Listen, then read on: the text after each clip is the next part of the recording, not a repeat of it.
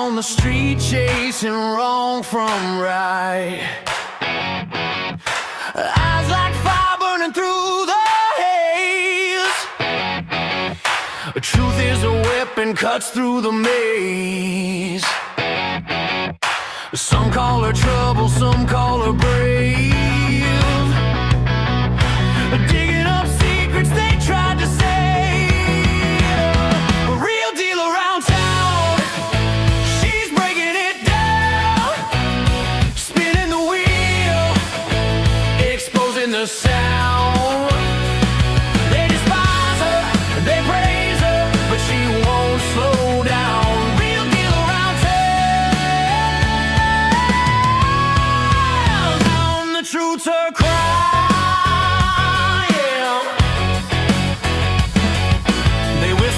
Shadows, they curse her name. Afraid of the spotlight she brings to the game.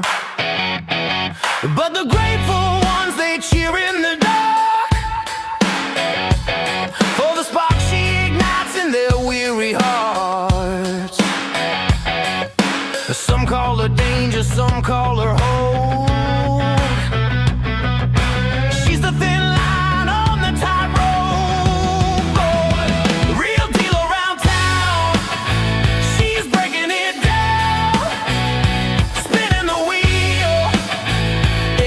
The sound. They despise her, they praise her, but she won't slow down. Real deal around town. The truth's her crown, yeah.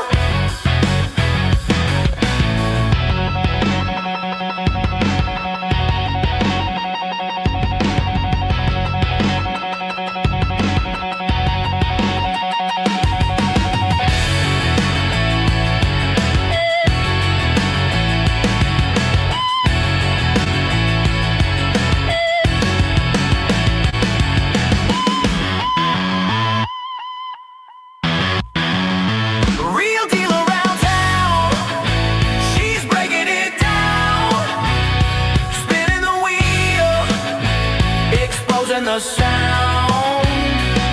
They despise her, they praise her, but she won't slow down.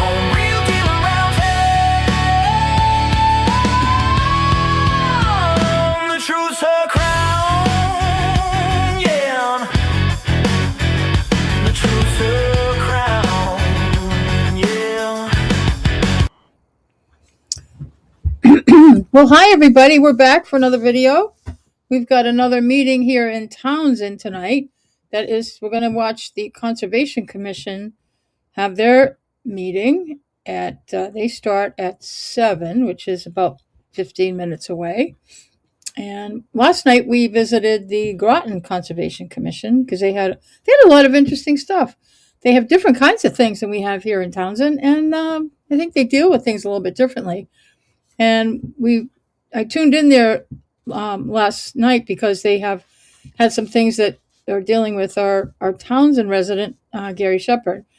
Nothing earth-shattering, but they're going to come back to that. They're still doing research, and they'll be coming back to it in 2 weeks on December 23rd. So we'll be going back to Groton for that meeting. But tonight we're going to see what the Townsend Conservation Commission is up to.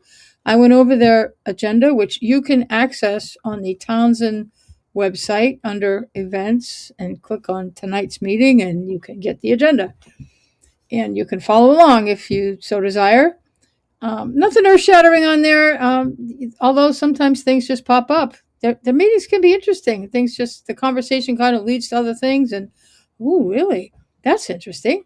So we're going to see it when it happens and hear it when it happens. So the other things that I'm up to this week, I'm hoping to have time, to find the time. I might have time tomorrow. I had a very busy day today, but tomorrow I want to try to, I don't think there's any meetings tomorrow. Oh, there is. Historic District Commission has got a meeting. We might visit that one. Let me see if that's the only thing. I think I didn't even think about checking that for now, but let me check. It'll only take a sec. or maybe a couple seconds, because this website's a pain in the neck. Oh yeah, you get stuck in a loop. Close it and start over. Oh, you're killing me. Townsend website is killing me. All right. Get back to tomorrow. Okay. Historic District Commission, Cemetery and Parks. Cemetery and Parks doesn't usually go on Zoom, I don't think. No, they're not. I'm not. No. No. So anyway, the Historic District Commission has actually they have an interesting agenda. They even have a public hearing on one of the properties in the historic district is asking to put some signs out for their business. So we can go there tomorrow. I hope I'm around. They have it usually, I think, at 3:00 in the afternoon. I closed it, so now I don't remember. But we can visit that tomorrow. Otherwise, I want to go through I keep promising, and I will do it, the stuff, the big dump of documents that I got from both the David Vigeant and Gary Shepard Ethics Commission activities. They gave me everything. Gave me all the interviews that they did. I've got I have the answers, all the responses, the written responses that both guys turned in to ethics as part of their process in the case. Those are interesting, revealing, very revealing. And I'm going to go over some of how revealing they are and how interesting, and how David has been running around town blaming a certain individual for this whole mess. And I don't know that is repeated in some of the documents. I'm not going to say that person's name until tomorrow, until I do the video. I'll just bring it out when it shows itself in the documents. And I can talk about why I'm confused. I'm confused. I'm really confused. But it will come together at some point, and certainly will come together in January and February. February is the actual hearing, but they have some kind of pre-hearing conference of some kind, or motion. Is it motions? I think it's motions in January. So that'll be interesting. I'm not sure what kind of motions they're going to pull out of their hat there, but they'll have those. And this is just for David. I also expect between now and January, we'll have more dates for Gary Shepard on to see if anything. In fact, what time is it? I've got a couple minutes. While we're here, I'm just going to go look. I'm not going to bring it up on the screen or anything, but I am going to see. I didn't look today. I don't look every day, but since I'm talking about it, I might as well see if they have any additions to their calendar. View the calendar. Okay. Nothing new for December and nothing new for January. Again, 2 p.m. on the 16th of January, we'll be live streaming the motion hearing. That could end it. If it's what I think, that could end it. And then on February 10th and 11th is the scheduled hearing. But we'll see. We'll see how that's going to go. I'm not going to try to guess, because now I can't find you guys. Where'd you go? There you are. There's a lot. They keep surprising me, but I'm really glad I did a general inquiry with the total, the big dump of information.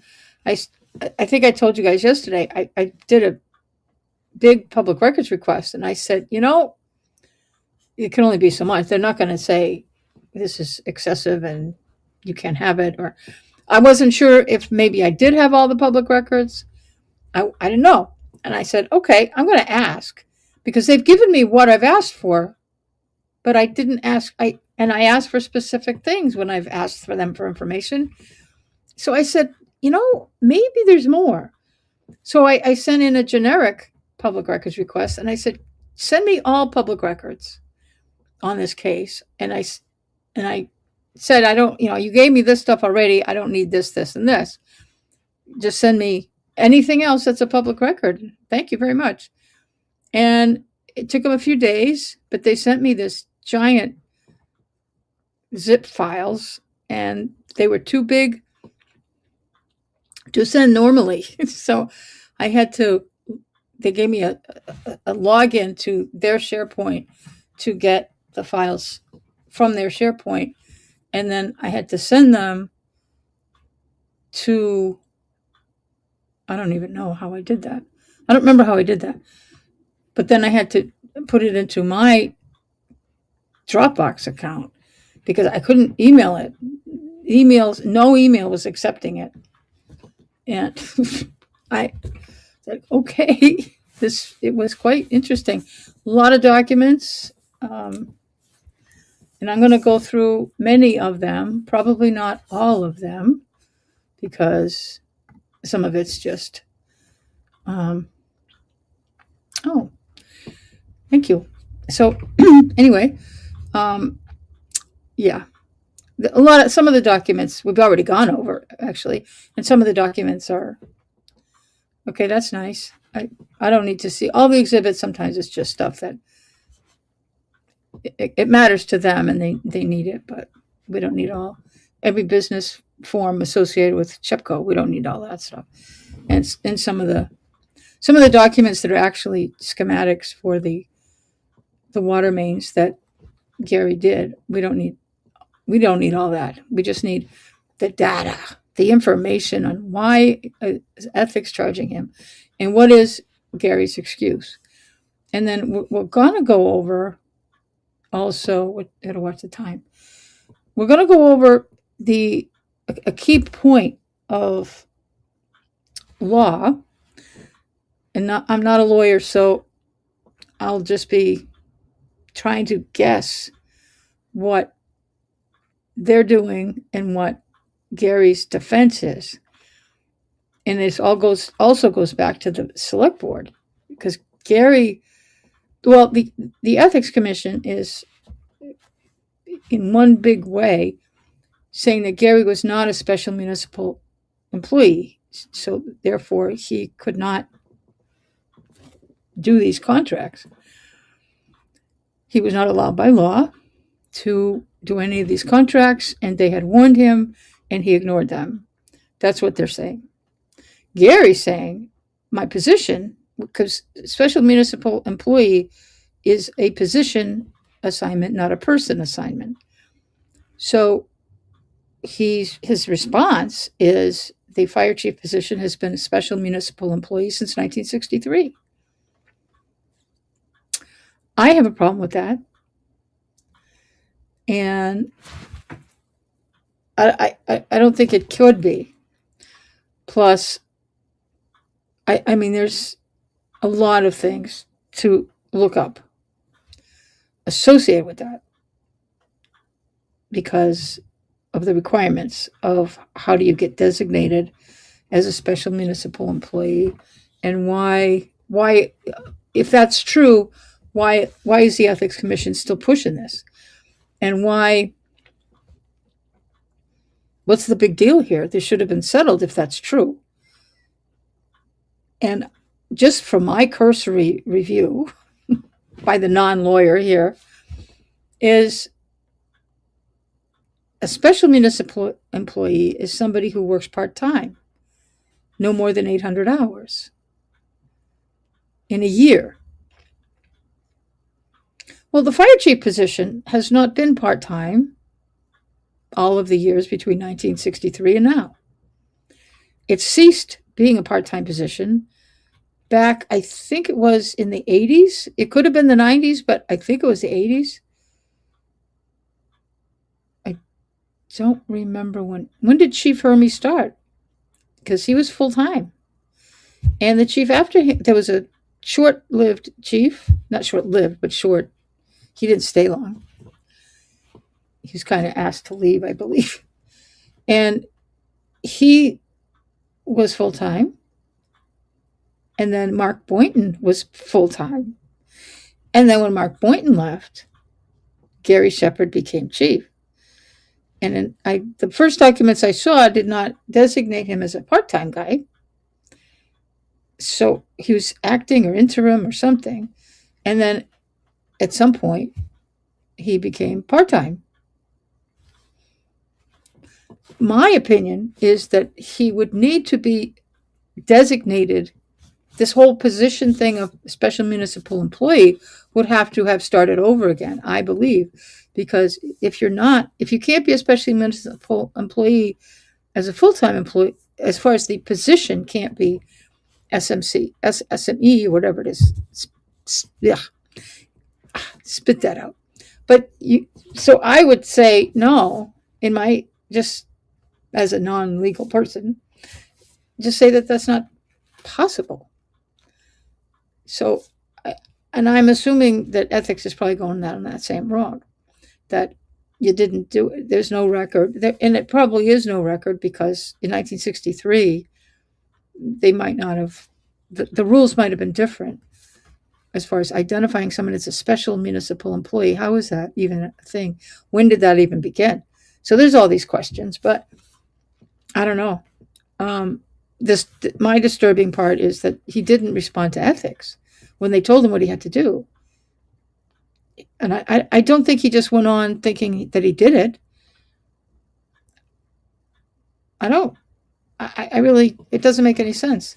None of it makes sense. But we're going to find out as when his hearing comes up. But we're dealing with David first. And they have two different issues. No matter what is going on with Gary, with this special municipal employee, or anything, that's completely, it's not even related really to what's happening with David. David's stuff is, damning as far as him providing information inappropriately. And I think the whole town screwed that up. And you could see, going through it, it's like, this was, it looks like the whole town was involved with setting Gary up to get this contract.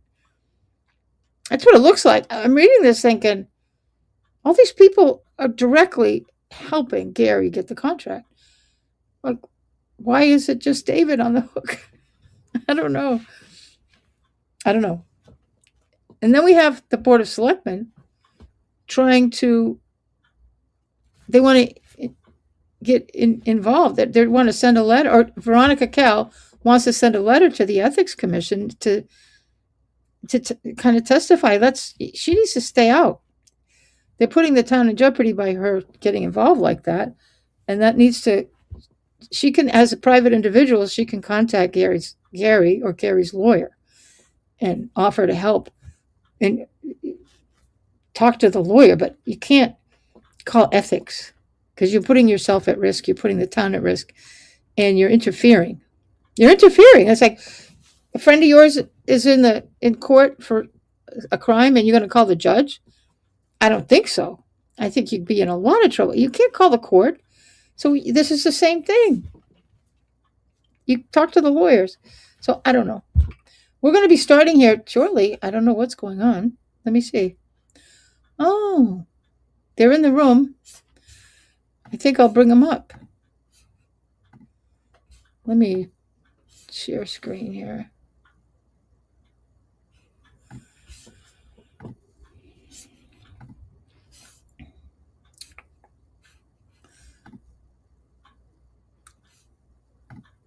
There they are. Let me just connecting to audio, but they're not connected. This meeting is being recorded.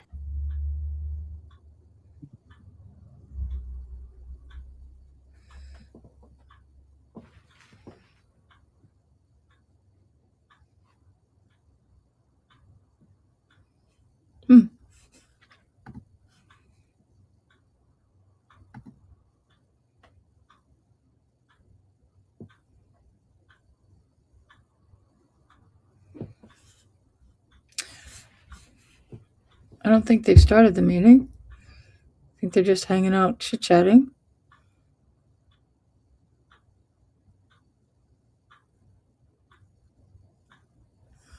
I don't know.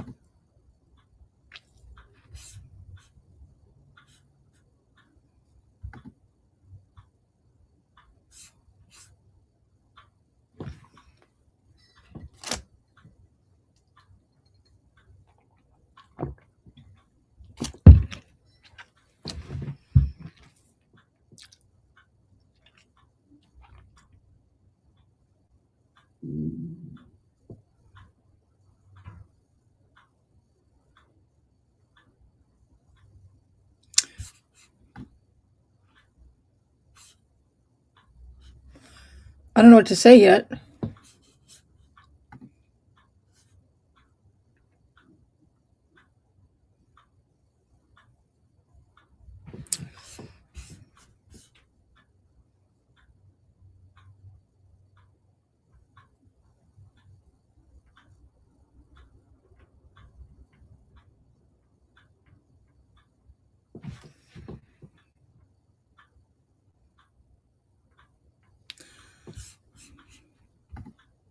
I don't know.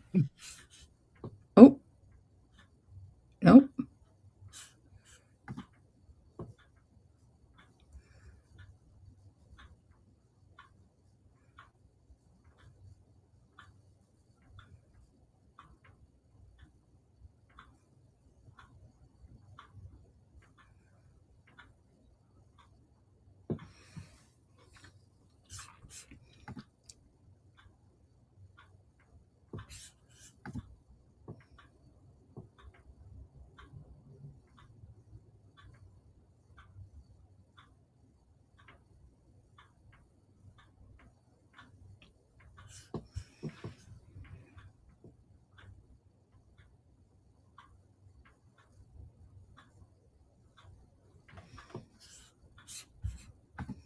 It's not me, it's them.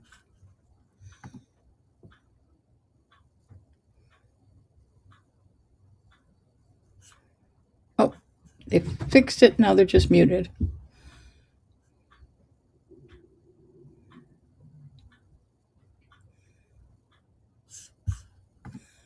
They'll get started soon.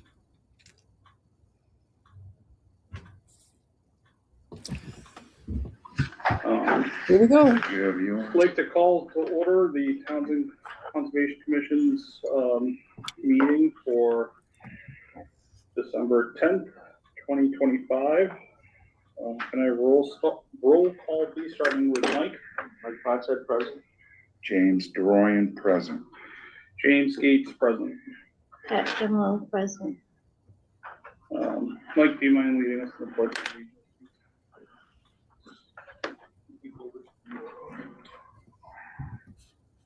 I pledge allegiance to the flag of the United States of America and to the republic for which it stands, one nation, under God, indivisible, with liberty and justice for all.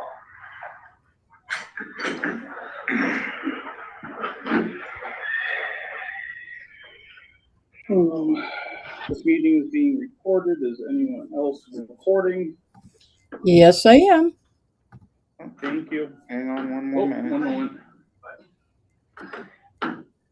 Sorry, I'm late.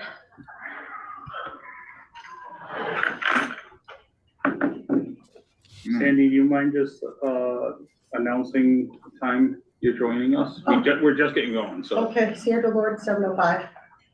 thank you. Present. Chairman's additions Present. and or deletions. There wasn't anything I saw in my email.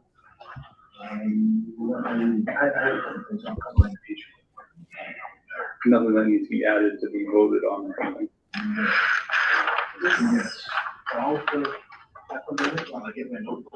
Yes. Thank you.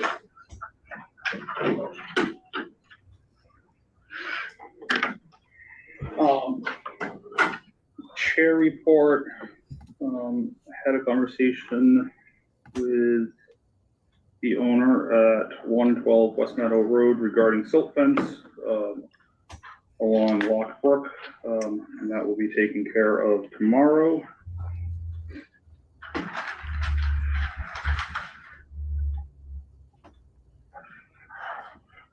Does anyone have a copy of the agenda? Yeah, oh, sorry. Oh, it's okay.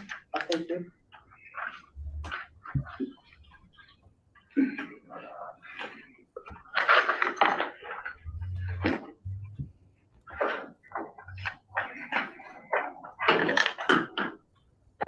Did you pass or have a copy of the meeting minutes from October 22nd? Can we actually do that at the end of the meeting? Because I'm like 2 minutes away. Oh. We'll move it to the next meeting.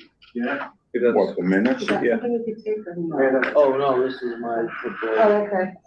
I started looking at it, I'm like, maybe So we're just behind that one.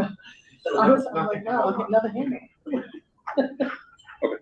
So I'm actually gonna, the review and approve meeting minutes from October 22nd, 2025 is going to be moved to January 14th, 2026.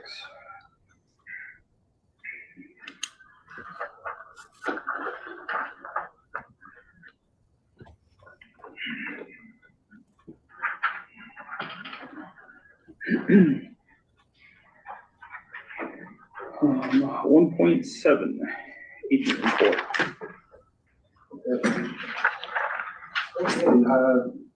Last couple of weeks, I visited 71 Pittsburgh. As you know, there's an OOC there for new septic, and they've got their supplements in place, and it looks great. I visited One Depot Road Extension, and I know this is not, it's not for the Conservation Commission to monitor, but it's what I have to do for my time. So I had to make sure that the stormwater permit there is up to date, that they're monitoring, and the infiltration pond there. I took some photos and it was done very well. And that was what? One Depot Road Extension. Oh, extension. All right, I'm sorry. Real trail, we do have the COC coming up on that. Yeah, I spent, I guess I'll just say I spent a bit of time walking that trail to take pictures. Try to take pictures with the snow cover just to complete the COC for it. 112 West Meadow Road, that came up just today, actually. I actually mentioned that in my report. Yeah, you already got But it. you can go over what you talked about. Okay, it's probably going to be very the same. Kind of realized a little bit of a gray area, I guess, for permitting, because it was permitted for the driveway to go in, and somehow I missed the Conservation Commission being informed about that. Had that happened, we probably wouldn't have had the confusion that we had today. And when you bring me, I'm a little lost on the driveway. Is it So the driveway location that he? No, so when you put in a driveway in the towns, or any town really, you have to request a permit from the. By what? Building inspector. No, you requested by the, highway superintendent. Oh, It's a separate permit. so how do you want to deal with that? I mean, is this the, So the foot, do we have an issue where the car is in the front and the horses are in the back? the loophole. Oh, thank you. Carry on, young man. Trying to catch up with the analogy. But I Well, mean, if somebody's it's like getting me, I ahead of would themselves. like reverse right? that analogy somehow, so, it's really a loophole. Yeah. But it's something that we can approach at some point in all of our free time, so. I was just gonna have a conversation with the DPW super, and to keep us in the loop when they goes in, so that we can run it through, any of our jurisdiction areas.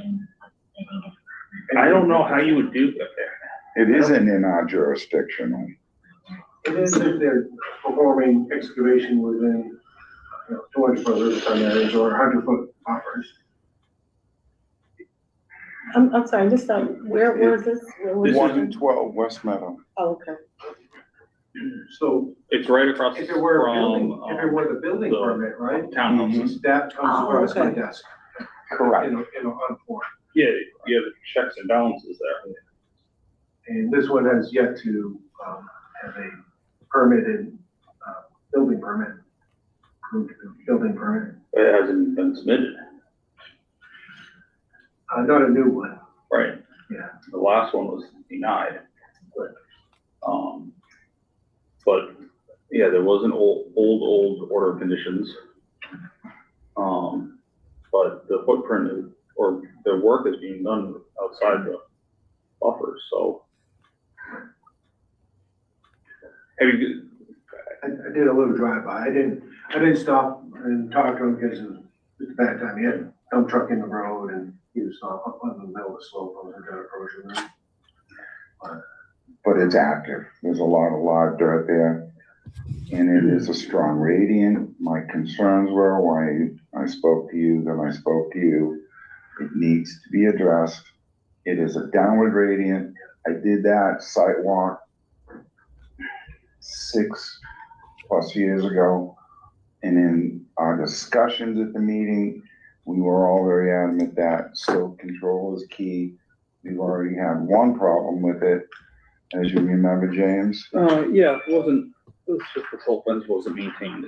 And so, but once again, So the conversation, breached and it got out. He had to be reapproached Yeah, that several was- times yeah. and there was a fine left. so there should have been, documentation of the last time there was a breach in the silt fence when he was building the first 2 houses. All right. I had asked you, Yeah, and I didn't find anything. I was in the office Unless today. it comes up as a different address.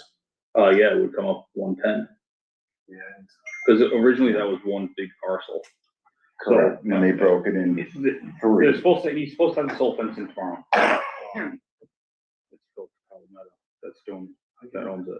And I'm comfortable, as long as the silt fence is implemented and it's stable. Right, and last time he only pulled the silt fence up, he didn't replace it, and I asked him to replace it this time, because Correct, It we've doesn't already last. been there, done that. What, a year ago? longer than that. Okay, so you know that the silt fence is non-existent. So now he's gotta get in contact with Jimmy Smith with the highway department, get his building permit. Well, et yeah. cetera, et cetera. That's not him, that's not our issue, mine, you know? What else? I don't mean to. One other house, 10 West Elm Street, there's gonna be a septic replacement, and I haven't received the site plans or septic design for it yet, but it looks like it's gonna be within 100 feet. Yeah, that's another full job. And, that Again, again, West Elm. yeah, West Townsend? Yeah, so they're aware that. they Yeah. need to I know, submit yeah, a okay. permit. Last one is 180 Road, and I came across a month ago, to change the address from 0 Whitney, right on the corner of 13 and Dudley. They have a, building permit for that. oh, across from the fire, police station. Yes, right on the corner. Yeah. Yep. And that's all I have. Any questions, comments, thoughts? Oh, I'm well, gonna sorry. Yeah, this is why I have this here. I signed the appointment of agent form for Craig Birch today. And that's part of, the cutting plan and plans moving forward for Meeting House Road, and they are moving forward. Good. He has submitted the, first cutting plan to the service forester. They are looking for,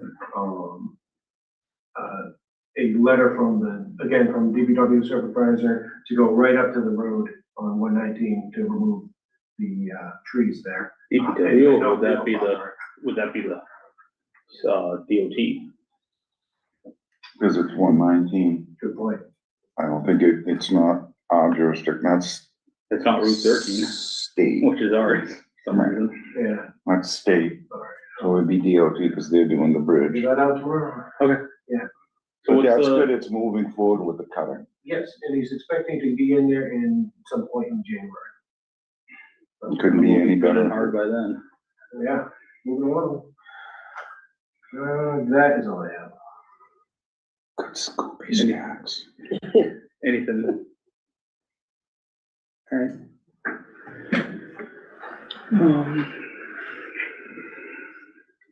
7:16, we're on schedule. 2.1, 16 Meadow Road, continuation of NOI-DEP number 308-0724, TWB 2025-007, applicant Corey Patterson. The proposed project includes the raising of existing garage and other outbuildings and the construction of a new garage within 200-foot riverfront area, partially within 100-foot riverfront area, and within 100-foot wetland buffer. Frank with Dillis Roy is here representing. Thank you. Once again, Frank McPartland from Dillis and Roy here on behalf of the applicant, Corey Patterson for 16 Meadow Road in Townsend. Colby, are you going to sign on to? Yeah. Okay. I'll pull it up here in a second. Yep, that's fine. It's all right.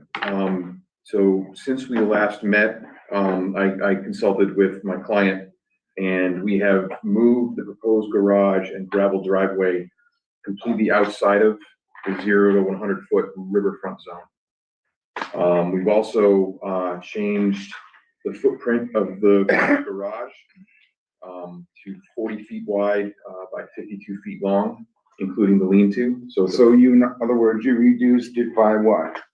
Instead of a 50? So it was a 40 by 50 building with a 10-foot lean-to, and now it's a 40 by 40 building with a 12-foot lean-to. So the lean-to is considered an external extension of it? Yes. It's still gonna be all the same roof. Correct. So it's essentially a 40 by 52 building, but for clarity, I included in my resubmission the proposed layout of the barn itself.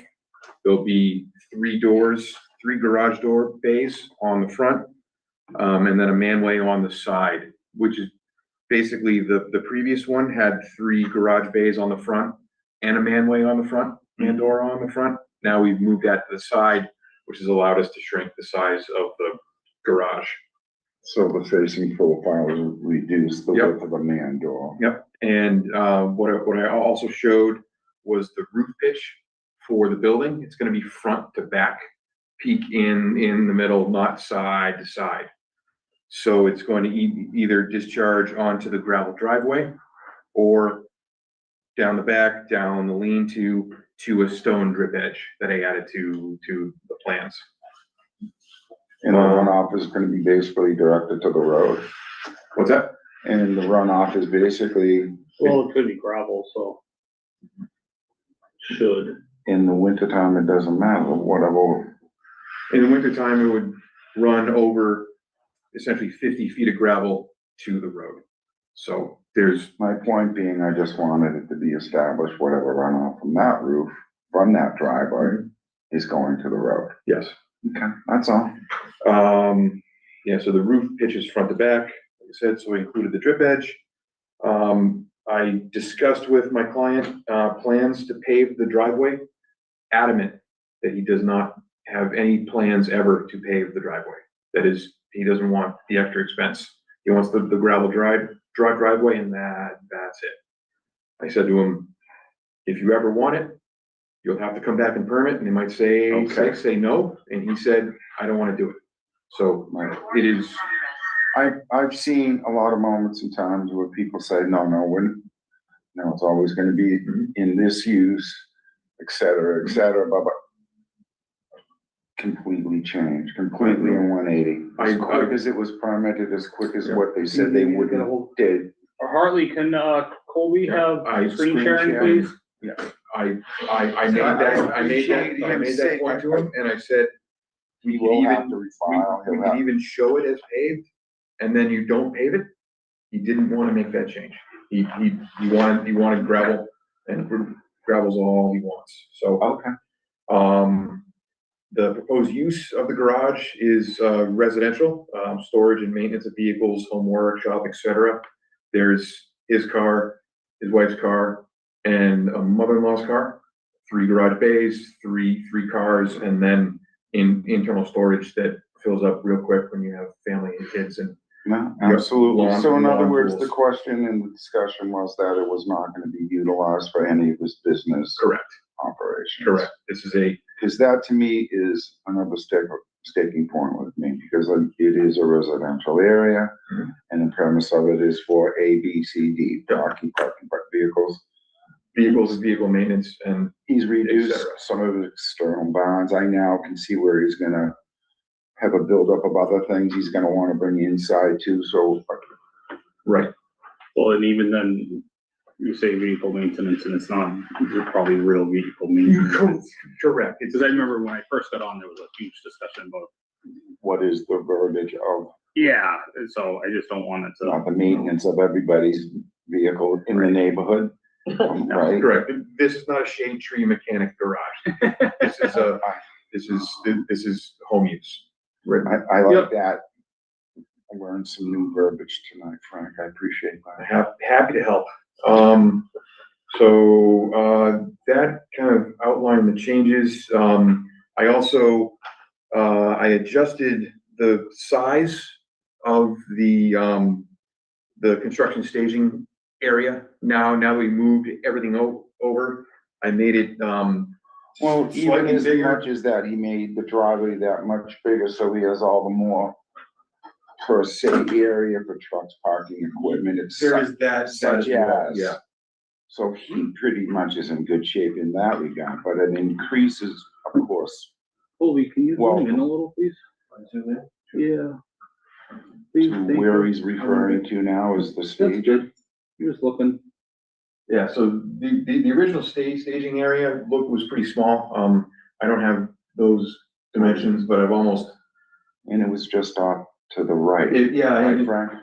it was smaller and off to this side. Mhm. So I kind of pulled it over just to let him have a little more area inside of the silt fence to potentially stage during construction. Sure.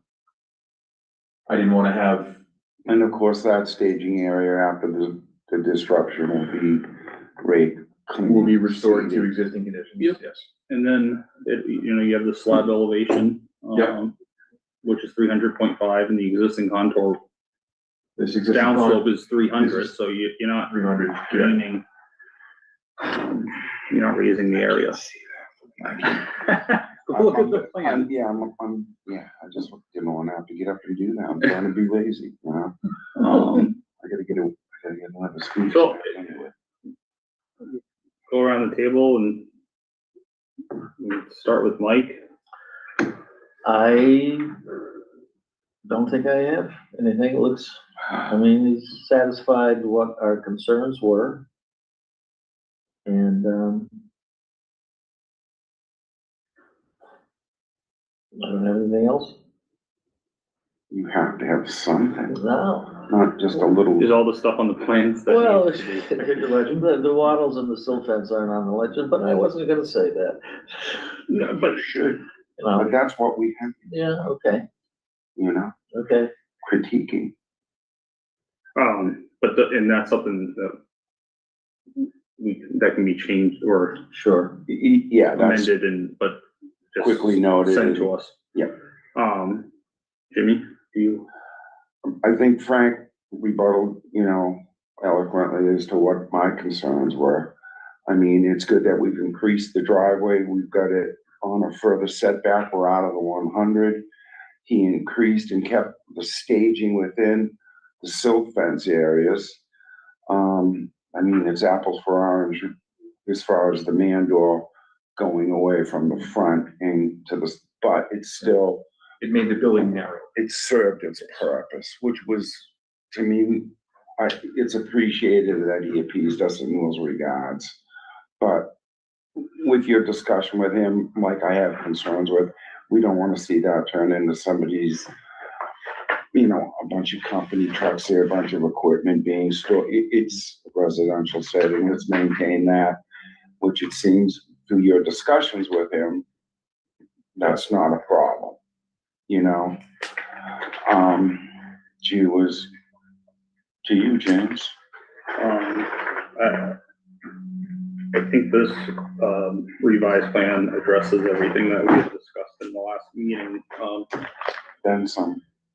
You know, I remember it could reduce the footprint much, but it's still in the right, spirit of things, that we're trying to accomplish, so that the property owner can build the structure, that he wants and needs, but doing it in a mindful way. That's really all I have. I don't, yeah. Along with the reduction of some of those outbuildings, which is good for him, good for how the aesthetics, well, not that with the aesthetics, you know, but or anything, but in regards of, and, you know, everything goes back and forth in trade. It's all good. It's all good. Pat, anything? No, I listened and I looked and it's, you know, everything looks good as far as, you know, what's been done, so. Sandy, I know you, we talked a lot about stuff last time, so, Right. I'm gonna ask a few questions just because I'm new to this, so I'm like, I'm just trying to figure out how everything works together. So it sounds like the 100-foot buffer was addressed, and how does that affect the 200-foot riverfront area? I'm sorry, I'm not sure how it all fits together. Like, so it's away from the 200? So we, No, so it's still the within the original 200. concern was, It's still within the 200. Yeah, foot. so- let Frank Pratt do his job. yeah, Oh, so, no, it's just so, answer the question quick and easy. yeah, so the originally presented plan, we felt that essentially having kind of, it worked out to less overall disturbance, but more disturbance within the 0 to 100 riverfront zone, which itself is a resource area. And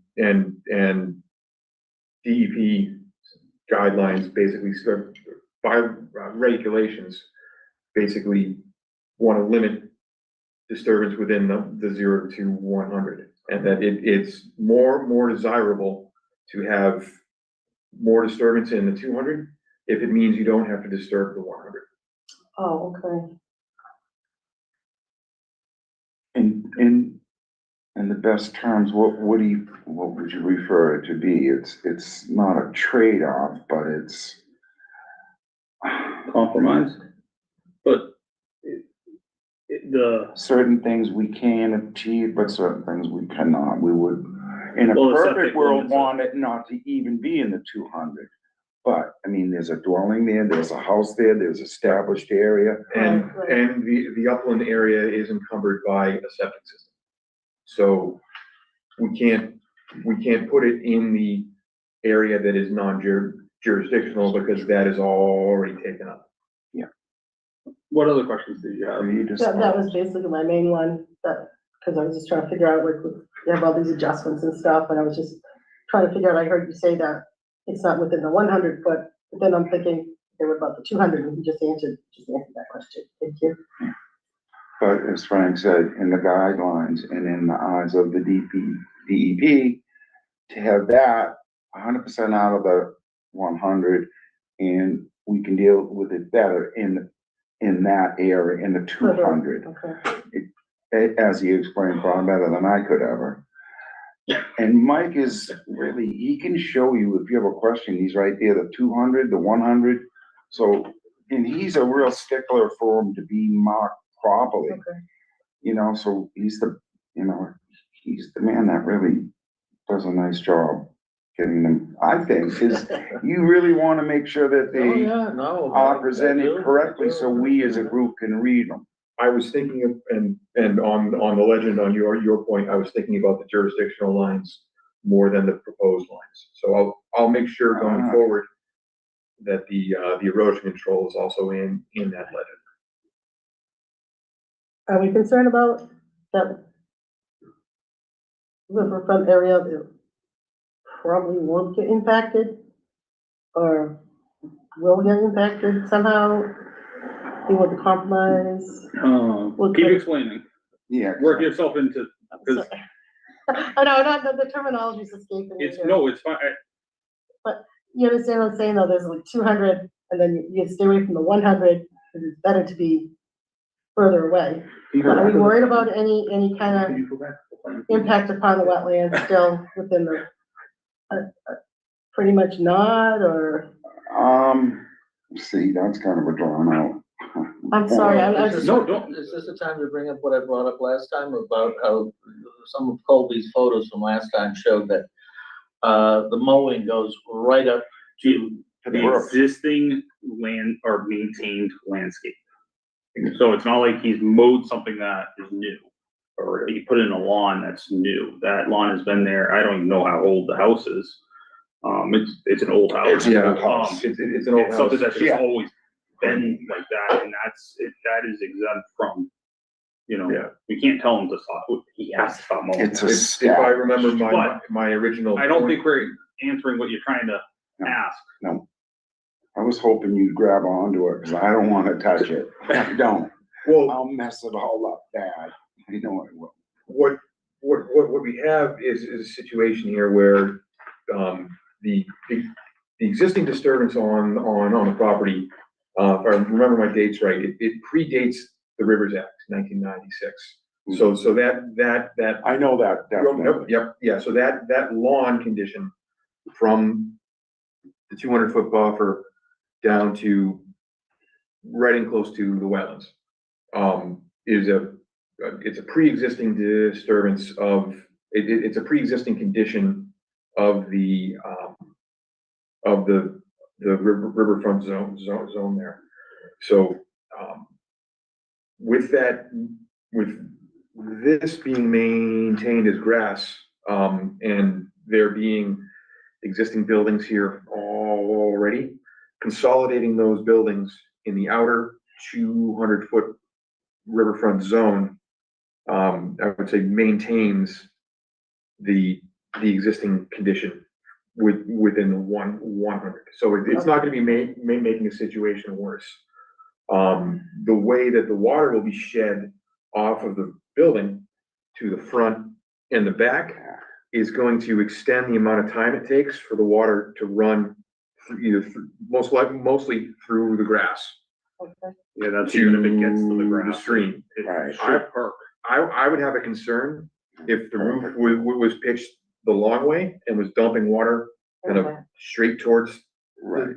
the stream. Now it's gotta come down, fall into the drip edge, and then run through the grass to the river. I mean, that grass is gonna essentially operate as a filter strip. Kind of And a because it's already, riparian zone in its well, own. because it's an existing vegetated area, which is defined, by Mass DEP in their response. Their response. Right. Yeah. And any areas that are disturbed are gonna be turned back into what was pre-existing.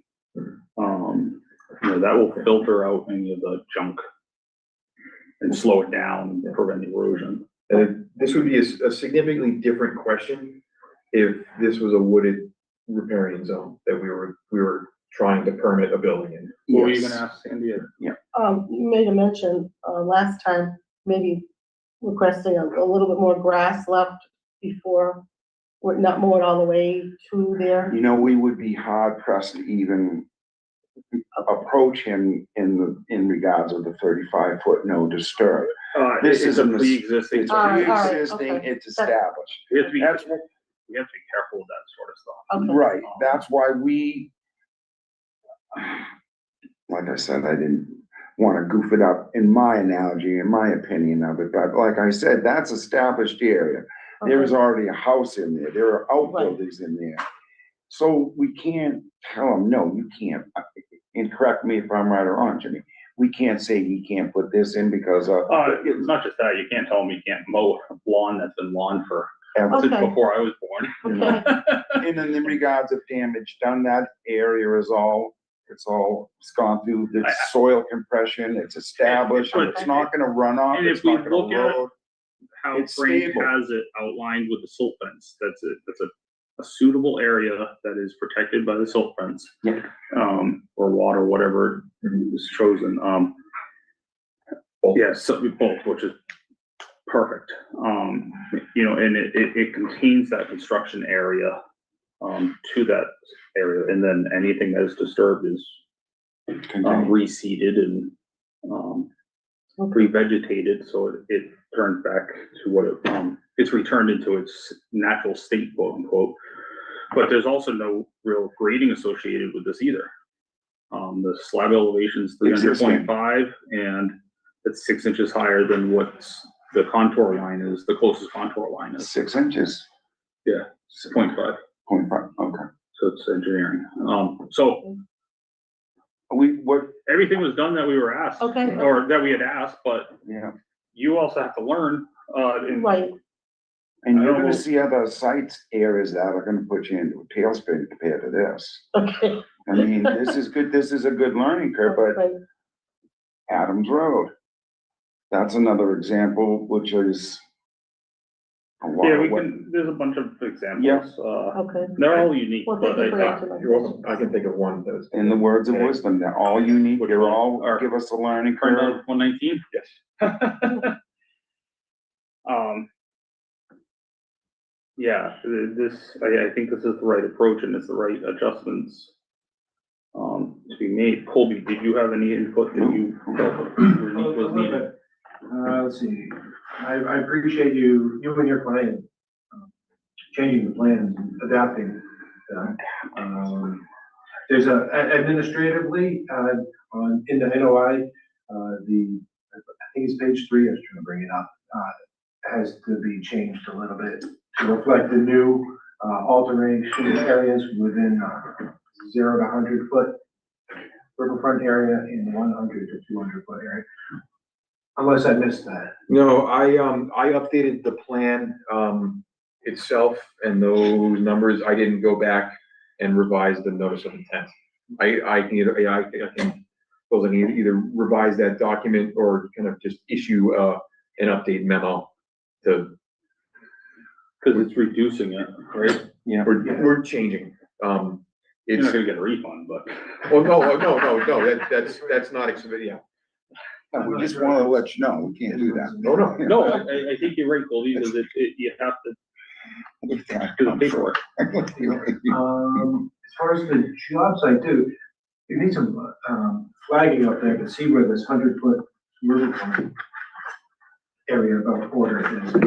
I don't see any up there. Here's wetland flags. So, Yeah. What flags were you worried about, Colby? and then I was gonna say, we could, you know, as a, Site plans, you want to see it on the ground? At this point in time, I think we should. Yeah. Right, I'm not gonna, It's a small. so that could be part of the. I think we should.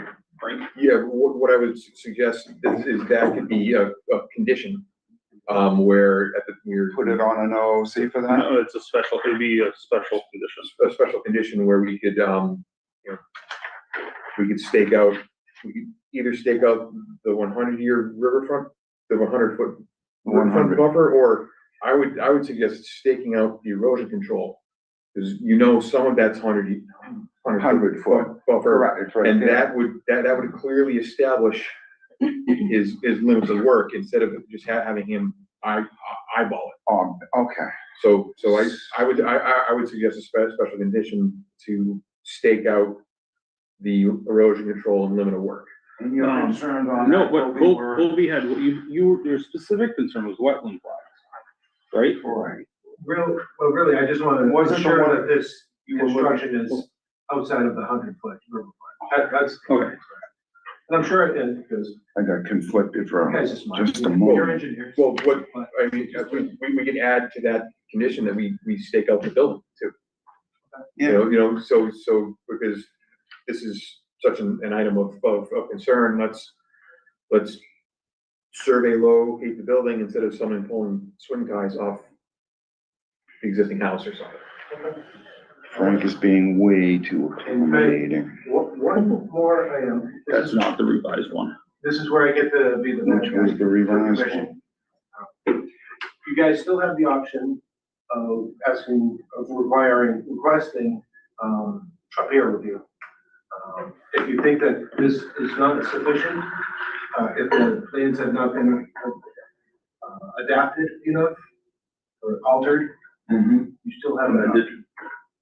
To get a third party, Well, we can go around the table and everyone. I have not heard this. No, we spoken. did last time. Last, Did we? I remember that. I sometimes voluntarily make like I don't remember. Anyway, Mike, your thoughts on, this isn't like a vote, but, third party review, I don't think it's necessary. Jimmy? I do not think it's necessary. I feel that this plan is amended to accommodate all the feedback from the state. Had I and from seen us. anything that they were not willing to take and work with us on, I may not. Good point. You know, Pat, Yeah, no, I see that, yeah. It looks like, you know, everything that was revised, redone is now gonna work for everything. Sandy? Everything that sounds good, but I just wanna hear what Cody has to say about it, about your recommendations. You know, what the peer review could do for you is, tell you a bit more about the delineation of the wetland. Maybe they have a creative option for the building and placement of it. You don't know until you hear what they have to say. So Colby's point is a good point. Jimmy's also had a good point where if the owner didn't want to change what was proposed,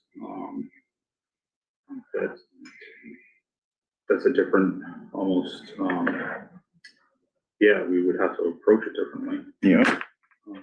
Again. Yeah, I don't know, Sandy, did that answer did Colby's response answer your question or your? It kind of raises more questions, because I mean, I don't want to see anybody run through any more hoops than necessary. I realize everyone's been really accommodating. And if I may, so Please. situations that I've seen where peer review has been asked for from a conservation commission generally include much larger wetland delineations. Right out of the get-go. Generally, and will include stormwater calculations. Something that you need an engineer to look at. Yeah. We have no stormwater calculations. We don't really require them for, disturbance areas. There's nothing to kind of trigger that with this work. Mhm. And we have about 180 feet of wetland line. It's, not a very large delineation.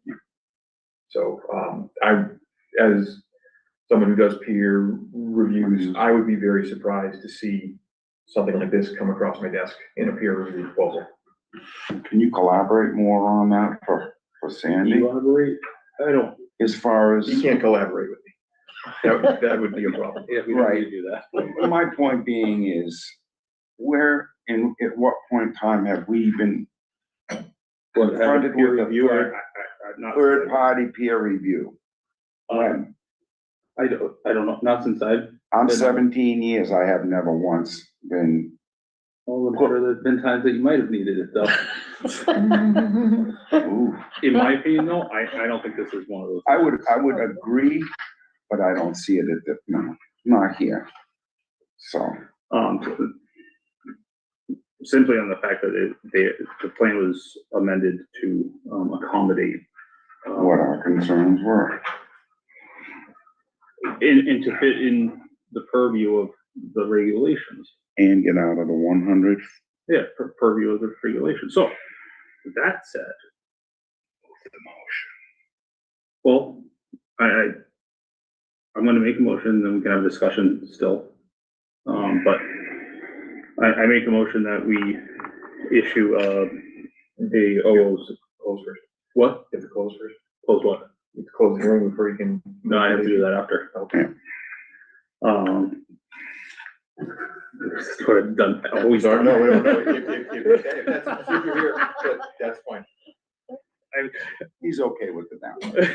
I've always done it that way, but if I'm doing it wrong, I want to make sure I'm doing it right. You just want to do it consistent.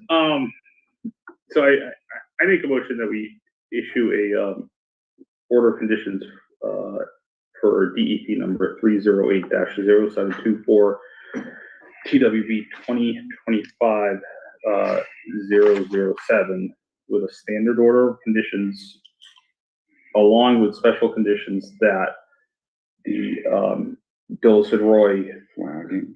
stake the silt fence layout and the building footprint.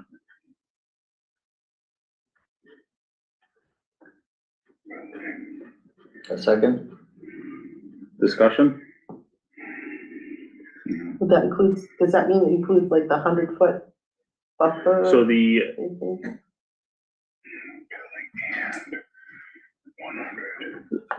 so the building footprint is outside the 100-foot buffer. Okay, so it's a way. It would, by them staking it, because they're gonna use GPS, that will, and they'll field measure to verify, but that staking will make sure that it's not someone relying on a paper plan and scaling off of it and saying, oh, good enough. Okay, I'm just looking for a little. So that's how exact Frank measurement. explained it. It was by them doing the footprint layout, it would ensure that it's outside the 100 foot, okay. riverfront. Did that clarify? Yes, thank you. So, motion and a second. If there's no other comments, Mike Potts that holds as a second, did he? you did Mm-hmm. Okay. roll call vote starting with Mike. Can I- Mike Potts Oh. said yes. I'm sorry. Okay.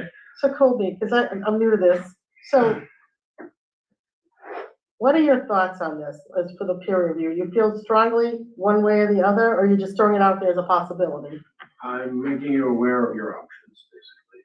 So I'm not saying that you need to, or you should. It's for you to decide upon, but it's an option. We also lean on you for recommendations, and if this is a project that you know, we do ask opinions. Now, we don't always have to listen, but she asked my wife, I never Very true. listen. No, they are abiding by what the DEP is asking. Yeah. And requiring. And I think that's, this, like you said, this house was built a long time ago and with different rules. So I think this is the best situation that can be, decided upon. So, Maybe to help you with what you just went through. He made a recommendation as far as where he stands. Correct me if I'm wrong, you should address this yourself, but. I don't think I was good with what Colby had said. I'm just concerned about where this third party, came from. Yeah, it's If I it's was- the same place that the bonding came from once when I brought it up. So, All right. It would also protect the town from anyone questioning if the regulations are being followed, and Mhm. with that, it would protect the client as well. but with that said, we are outside, the project was amended to fall within the DEP's or the WPA's regulations. Correct. The WPA.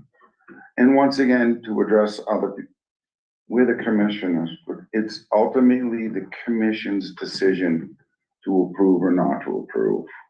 We can listen to recommendations. If we chose to, if we saw problems, we would decide to make and go forward with a third party. Well, and with that said, that is also true.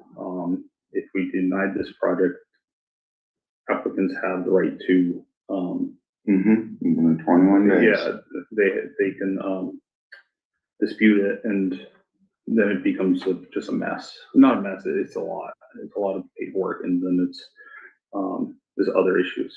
As Frank explained to you, if you go to that next level for a third-party review, that gets expensive, it gets tedious. I mean, they could ask for Oh, yeah, a and then species overview So of what I'm gonna- is living in the swamp.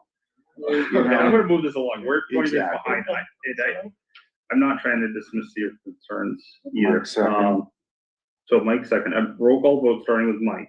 Mike Potts said yes. James Duran, yes. James Gates, yes. At Jamal, yes. This is really tough.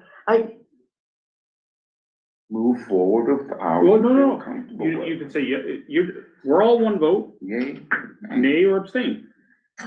or abstain, true. I guess I'll abstain because I just don't feel comfortable because, Okay. I mean, this is one of the first few projects that I just don't feel comfortable, so, That, there's nothing wrong with that. I've done that before. okay, I did that, Yeah, okay. and yeah, no. There's no right or wrong answer. Okay.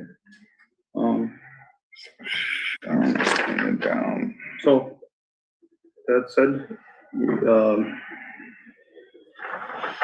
So, she stands as an abstain Yes. or, okay. yeah, no, that's what she's. Yep. So, with that said, I make a motion to close the hearing for 16 Meadow Road, DEP number 308-30724, TWB 2025-007. Is there a second? Second. Mike, second, roll call vote starting with Mike Mike. Potts said yes. James Duran, yes. James Gates, yes. At Jamal, yes. Sandra Lord abstained. You don't have to abstain from closing the hearing. Oh, it's closing the hearing. For some reason, I thought it was the road again. I'm sorry, yes. It's okay, you close can the still vote. stay abstained, so, I mean, We're close gonna the stay- hearing rather. yeah, You can't really go back. Close the hearing, yeah. do you want this? No, it's the old one. And Colby, you have a revised plan that can get printed and I'm stuff. sure I'll give a lot more, You know what? a lot more chuckles on my Is, behalf. is Frank staying with us for 35? Thank you. Do you want to have a 5-minute break so we can have a Scooby snack and we all relax? Get our breath or not? Oh, wow. All right, if we're good, we can move on to the next one. Could I ask one question really quick? Have you taken the time to look at the webinar for your MACC classes or anything of the sort? No, I have not had an opportunity to do that. Okay, have you sought any of your, can we get her the booklet on the WPA and all the different stuff that a new, I'll dig them up at the house, I'll get another. My phone's been We glitching should a have lot lately, I'm binder trying to and look at everything stuff. available. Printed out, emailed it. Yeah. We should give her, Computer? get her dialed in with the MACC classes and the webinar, please. I got my password. for my computer. There's- So I'm relying on my phone Is only. what? I haven't used my computer in a long time. Ever since I got my mobile phone. We'll send you to the classes, they're great, So 2.2, we paid 30 for it. 35 Pittsburgh Road, continuation of notice of intent, DEP number 308-0726. I know TWB 2025-009. Applicants, Lawrence Churchville, Frank from Dillis and Rory is also representing, him. The proposed project includes the repair of a retaining wall between the house and the Squanicook River, which will be within 200-foot riverfront area and 100-foot wetland buffer. Approximately 7:30, it is now 7:55. You sent an email yesterday with a narrative for, Yes, so, I'm just reading that. not a problem, yeah, Colby, I think it was on Friday, had asked for kind of a more robust, construction sequencing and weather contingency. And I was able to get to that yesterday. And that reads, the memorandum dated December 9th, 2025. As requested by Townsend Conservation Agent, Dillis and Roy Civil Design Group offers the following sequence of construction. Item 1, notify Townsend Conservation Commission of work commencement. Number 2, install erosion and sediment control measures. Erosion controls to be installed along the top of bank of the Squanicook River, which is this, and around the south side of the A-series bordering vegetated wetlands. So I added some more specifics there, in addition to what's shown on the plan. Request inspection and erosion and request inspection of erosion and sediment control measures prior to any disturbance within jurisdictional areas. Item 4, install timber matting or equivalent along planned access to the lower portion of the wall to limit soil compaction and reduce disturbance. Oh, so they're gonna install a corridor? They're gonna have to install some kind of corridor to get down. Okay, so they're gonna put a wooden. Timber mat or equivalent. Okay. And then, to facilitate site access, contractor may temporarily excavate in the vicinity of the existing deck. That was that kind of knob area that we saw on the sidewalk. Yep. No, it's an excellent point to get a piece of equipment in there. They might have to dig that up, or they might have to alter that. So let's have it in the sequence of work, in the permitted work that's been before. So in other words, when they back out of it, they'll restore it. we'll have the mic mound replaced. This area shall be restored to existing grades as part of final restoration. Step 5, demolish existing retaining wall. All construction debris are to be stockpiled outside of the 100-foot riverfront area. Can you show a spot Yes. for it? I don't show a spot at this time. I just call it out outside of the 100-foot riverfront area, which would put it up at the, up by the existing driveway. The house driveway. Yes, up by the house driveway. So it'll go to a stable, successful area. Stable grassed area. He's getting it. He'll put it up on stand in a minute. And I say, native soils are to be stockpiled and covered on site for reuse within the project area. So I don't want them, Well, especially because some of those soils are wetland. some of those soils may be wetland or, They are. No, No, we're not digging in the BBW. Oh, okay. But, Okay. because I think there's a great point for Sandy to learn. Most, when soils are hydric and they're considered wetland soils, if you excavate them and then put them back, a lot of the plant matter will revegetate on its own. Relatively quickly too. Yes. Oh, okay.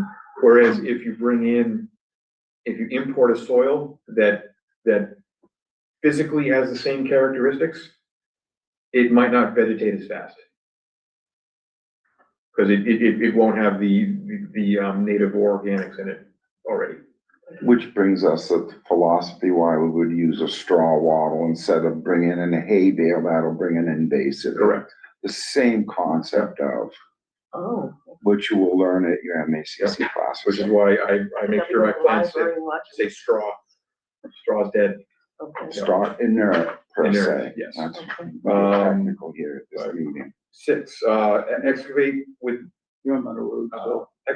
the retaining wall work zone, sufficient to install a new retaining wall. He's working on it. Geosynthetic reinforcement, drainage aggregate, wall drainage, and compacted backfill, which is basically all the components that are on the retaining wall detail. No, just so that's stated that, you know, the drainage that is associated with this wall is daylighted through the wall, but that doesn't mean other pipes are running into it. It's just to help the. This is to keep the wall from being pushed over by. Is that what they consider daylighting? Yes. In other words, it's just porthole out of the wall, just for. There's a lot of Any cool- discharge to grade would be daylight. Okay.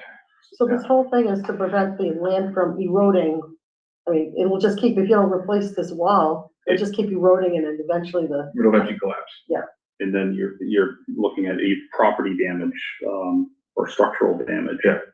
Stability. I would be in here for an emergency order as opposed to, no, We'd be on the phone doing this on a Friday afternoon. Our luck. yes. Oh, we've done it. So, yeah, Contractor to take all measures to limit the time that soil is exposed without without, backfill. Any unsuitable soils encountered within the limits of the retaining wall work zone shall be removed and replaced with suitable backfill. Item 7, finalize grading within limits of the retaining wall work zone, loam seed and mulch disturbed areas in accordance with Town of Townsend Conservation Commission order of conditions. Any areas deemed overly compacted shall be scarified prior to loam and seeding. Basically, that means mechanically raked. So it's as they're leaving, so that the ground gets broken up and it's not what's been driven over. Okay. Prepare item 8, prepare site as-built, documenting final grades and limits of disturbance, and submit to the Townsend Conservation Commission. And that was a specific item from the DEP when they issued the file number. Oh, okay. So they want to make sure that we haven't encroached into the floodplain with this work and filled in the floodplain. You don't want that. And then item 9, after review and approval of the as-built plan, remove erosion controls and schedule certificate of compliance inspection with the Town of Townsend Conservation Commission. And finally, I try to say that the contractor shall install a stock of erosion control barrier and straw wattle to repair any damaged erosion controls. I should have said on-site. That's the oversight on my part. And then in the event of inclement weather, contractors shall be prepared to install additional erosion controls to protect any exposed excavation areas. That's nice. In addition, contractors shall be prepared to install sufficient sandbags to protect the work zone in the event that the Squanicook River is projected to flood during work activities.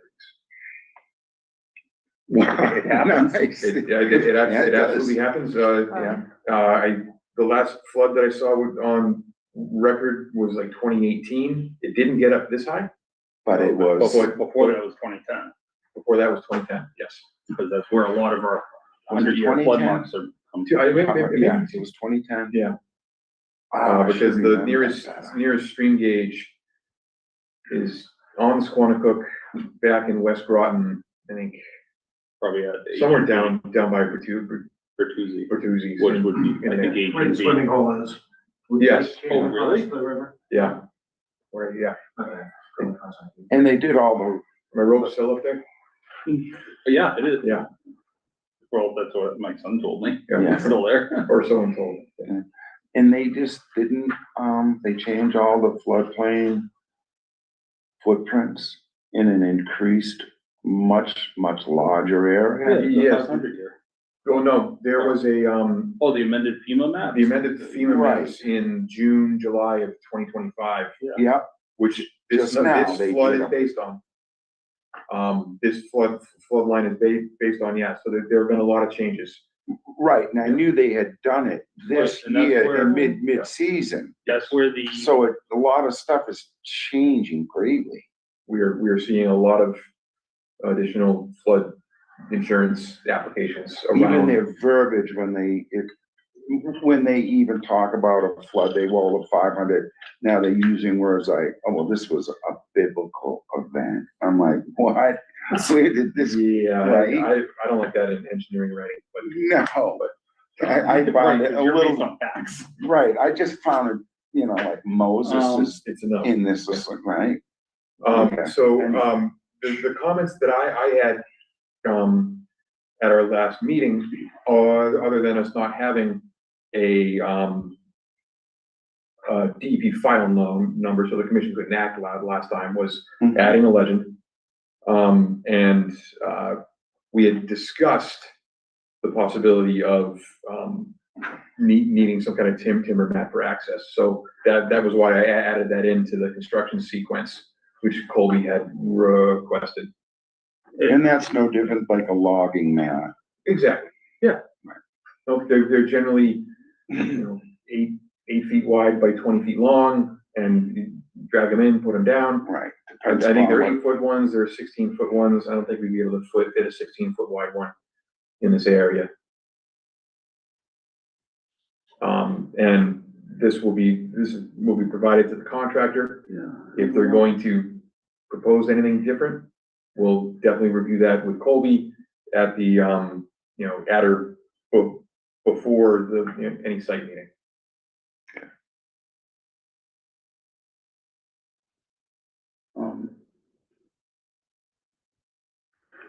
we can go around the table again, but, starting with Mike. Well, I think you address all the concerns. I mean, it's impossible to know what kind of floods are gonna be and what are you gonna do? It's a tricky situation. So, but it sounds like given that it is a tricky situation, that you seem to have addressed every concern we had. I would like to point out to Sandy that this right here is like a berm that comes up and then down again. So it's almost like it would be very difficult for anything to actually make it to the water. And so this is just just a shore that nothing can get there. But yeah, so it isn't a steady slope down to the water. There's actually a pretty good berm right there. I'm not so sure about over here. I don't think it is much on that end, Yeah, but yeah, this has a pretty good berm on the east end of the work. And who knows if 80 or 90 years ago when they were working on that house, that was just an area where they were dumping material out, Yep, so But they did address given. one of those more Yeah, major given- concerns you had, Mike. Let me, Yeah, no, given the challenges here, it seems like addressed our concerns. Yeah, I think Frank's done a good job. I feel pretty comfortable as to what needs to be done as to what they have to do to get to that point. It's pretty straightforward. Thank you, Frank. The spirit of this project is to prevent further property damage, and to prevent erosion and, environmental damage to the Squanicook. I think all of our concerns were addressed properly. All of DEP's concerns were addressed, and Colby did his due diligence by requesting a thorough construction plan. We thank you, Frank, for providing that, to us.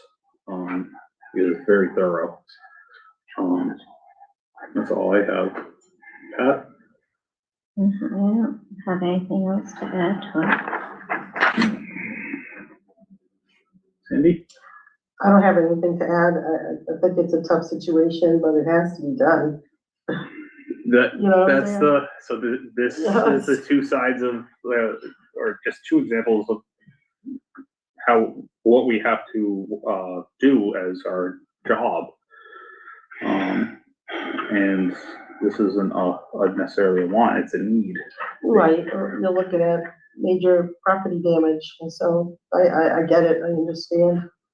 So, I'm all set. So I'll make a motion that we issue order of conditions for 35 Fishburg Road. And I'm gonna just cover us with the special condition that the construction plan is followed. As it should be. And is signed off by Dillis and Roy and our agent. So that just, with his saying, that means you're gonna have to keep it better. Well, yeah, but People it's also, Frank's responsibility to also, but the Sure, both yeah. of them have to work in harmony with making sure everything, the ducks stay so that lined way that up. there's some accountability, that there isn't just a contractor going in there and. Stomping around in it. Oh, Exactly. We've seen him make messes. Okay. Wow. That's a fair. No, I know, I feel that's fair. My Especially for this type of plan project. with this, sequence and some of the other notes is to give the client an issue for construction set that updates what I have, and I can certainly copy that to Colby, so he has that. And I'm sure as the owners, they're gonna be keeping an eagle eye on it to make sure. Yeah. And they'll have that in hand. Yep. And they're gonna, knowing laws. So yeah, that's the motion, and is Second? any further discussion? No. I was kinda hoping to get the second, but once again, Mike, whatever. Bob jumped on it.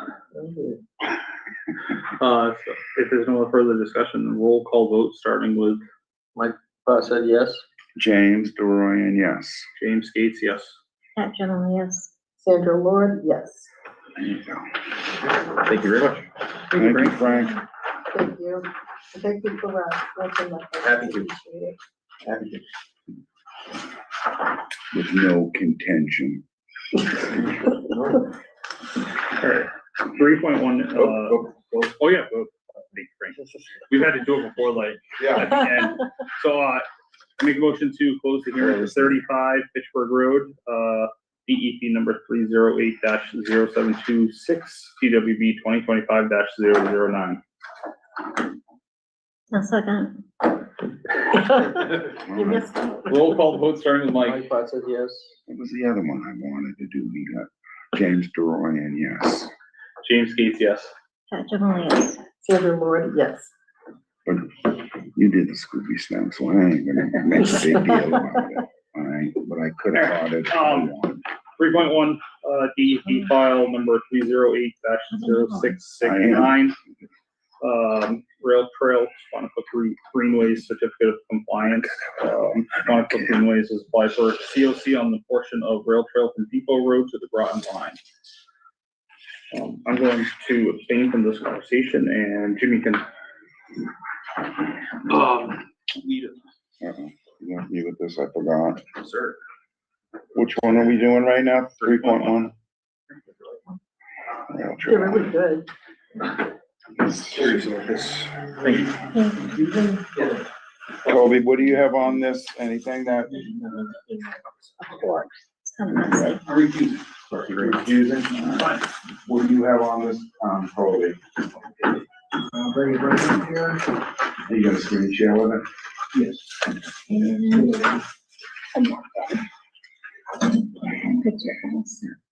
Thank you very much. I bet you their meetings don't have these. I have not been fed by a commission. Told you, cutting Thank you, edge, Pat. right? Cutting edge, Pat. There were a lot of documents involved with that. It's 3.1.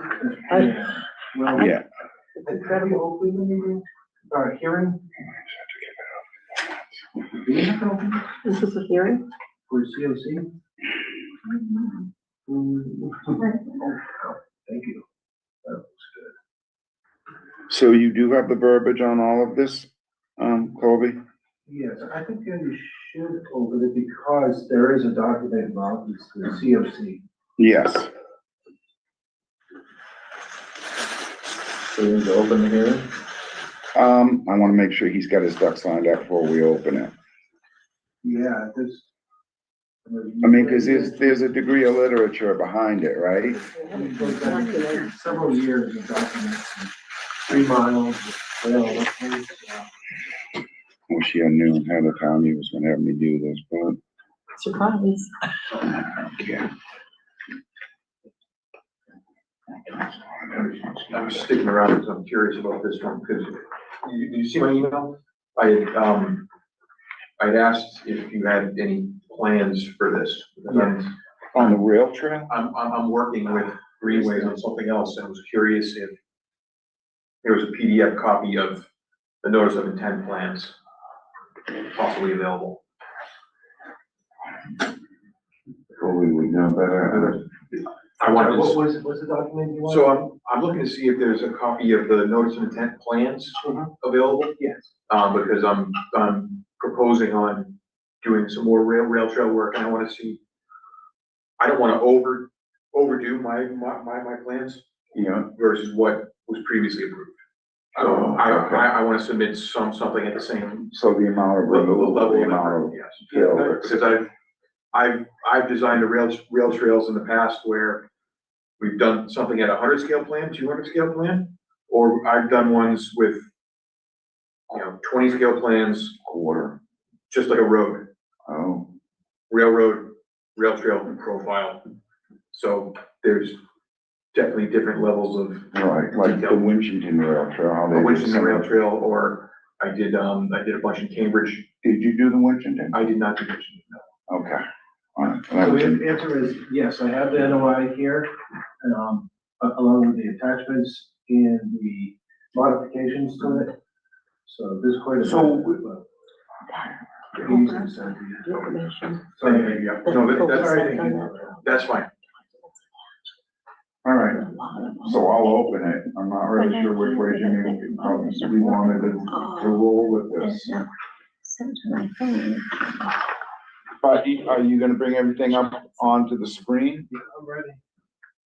All right, 3.1 DEP file, 308, dash 0669 Rail Trail Squanicook Greenway Certificate of Compliance. Squanicook Greenways has applied for the, a COC on the portion of the rail trail from Depot Road to the Groton Town Line.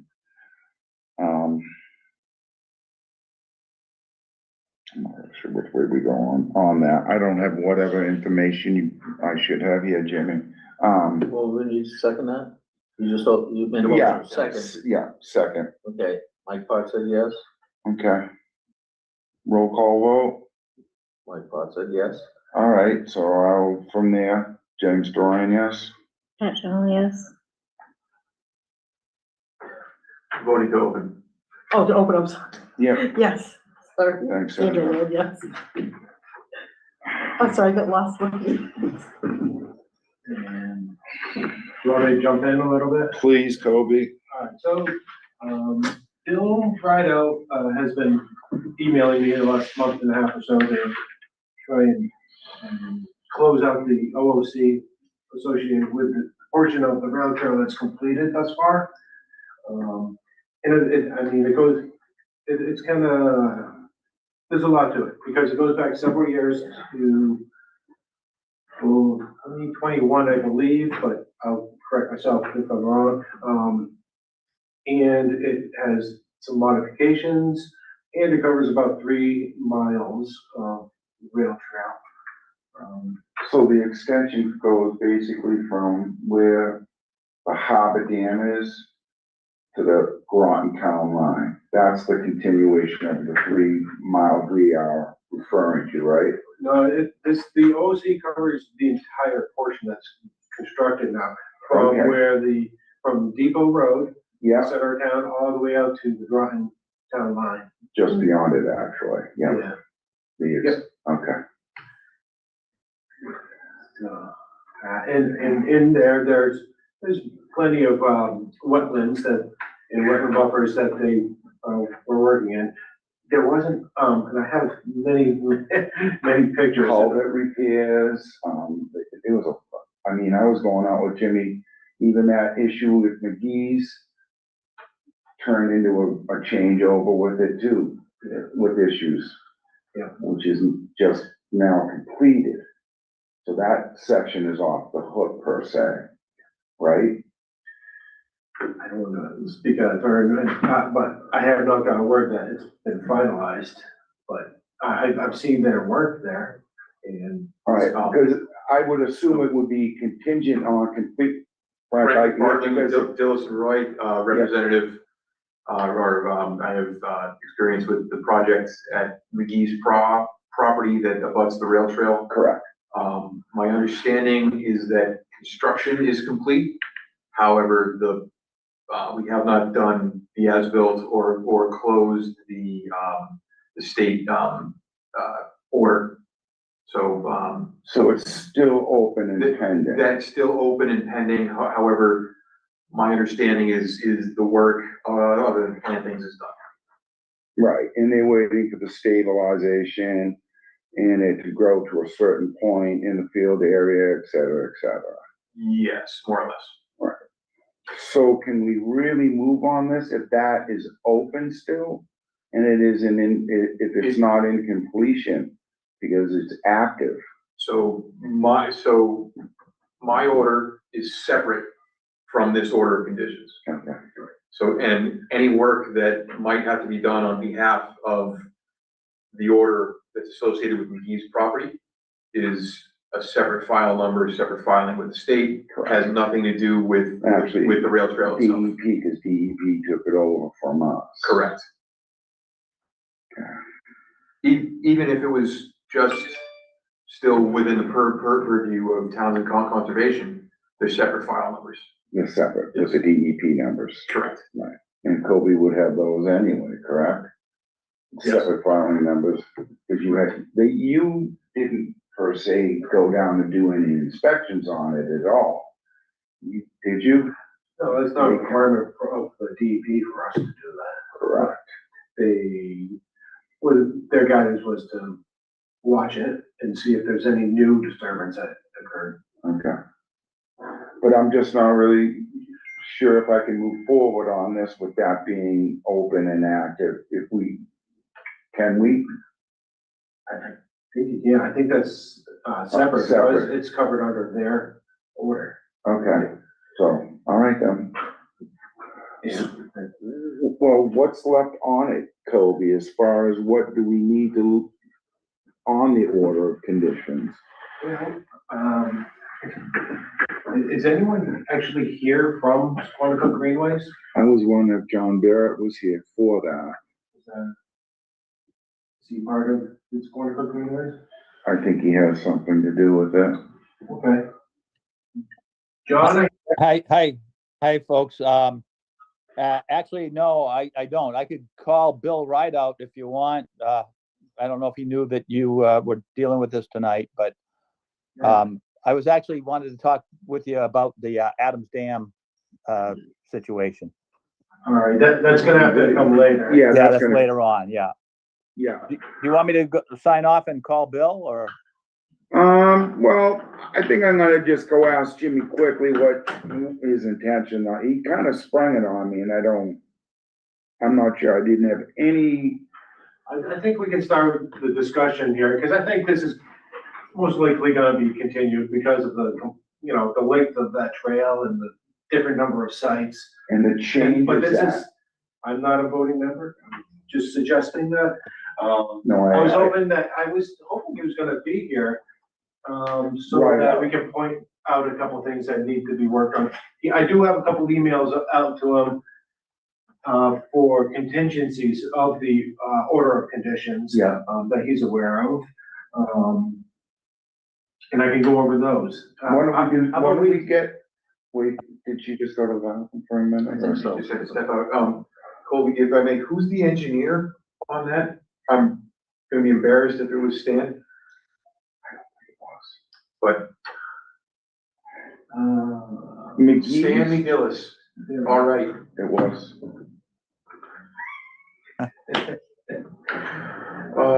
So I can talk about the orders and what was expected. Please.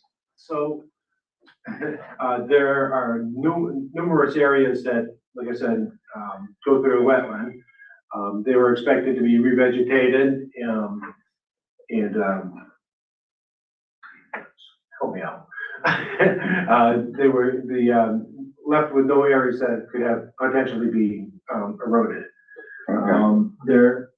Within the attachments here, there's a couple areas where, as you know, the trail was modified to go around the church for one. Yeah. And have an infiltration trench. And that was going around Martin's property, which skirts everybody onto the new sidewalk area. I don't know Martin, but yes, that sounds accurate. Yeah, that's the property that wasn't accommodating on that, Okay. section. And I have lots of pictures, but it's winter and there's snow on the ground now. And I can show them to you, but I may not do it justice. But you may as well take a look. Did you get a chance to go out and look at any of it, Mike? No, this is all new to me. Right. This predates my, membership on the commission, so. Well, it's not that with me. I mean, we really haven't had a lot to do with the rail trail. Just certain approvals. So I know basically nothing about it. Yeah. So. So for that reason, probably could just have a discussion about it now. Right, right. There's a lot. We can Not just prepare at this ourselves for what's point. gonna be coming Yeah, at the right. next meeting, Yeah. January's anyway. I mean, I'll get us through it as much of it as we can, but he didn't give me any lead time that he was gonna throw this on me. Oh, whatever I can do to help. If there's anything that's flagged specifically from the order, we obviously have some involvement with. Well, if Sandra is involved in, you know. All right. Let's see.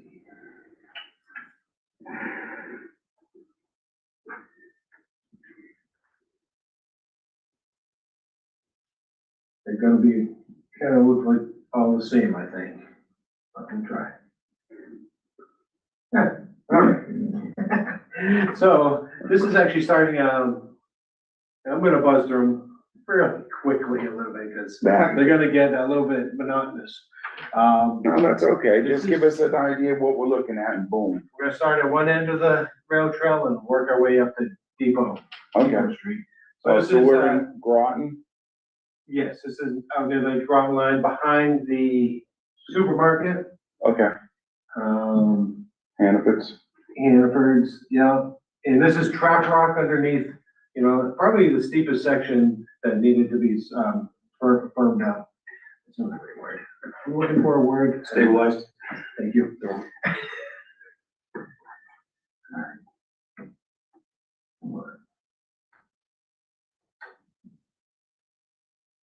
I really don't want to X out of this every single time. You might be able to make the photos larger on that view. You might be able to see them. On here? Yeah, Oh, yeah.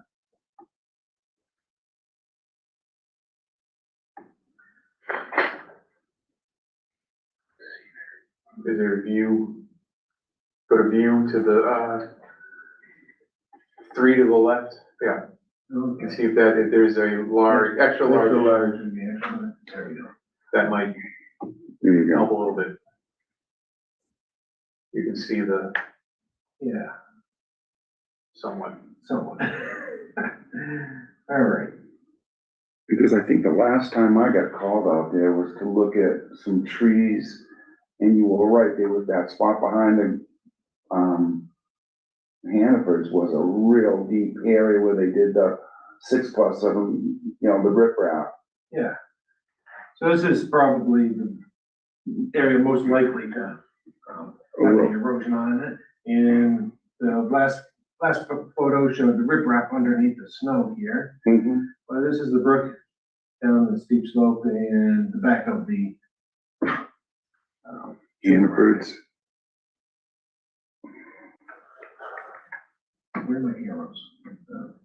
There you go.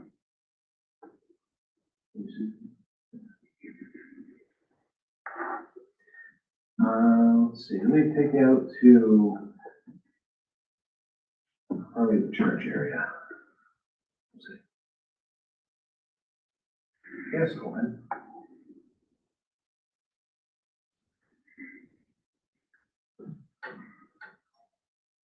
So this is, We had a little problem. the boat ramp, Yeah, and this deserves some discussion probably, because the infiltration trench is in here. yeah.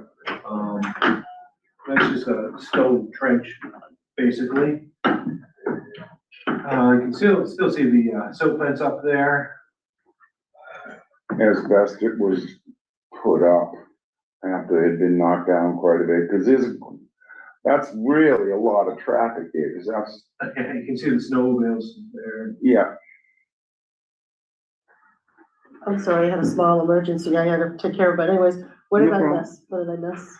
No, he was actually Not too much. getting pictures out of the computer so we can look at some of these areas we need to address. Okay, He's presently at the church that was just redone, and showing where the silt control is down, the trench area that needs work. okay. So really, Sandra, what we're doing is we're going over, per se, with Kobe, some of the hot spots that he has concerns with.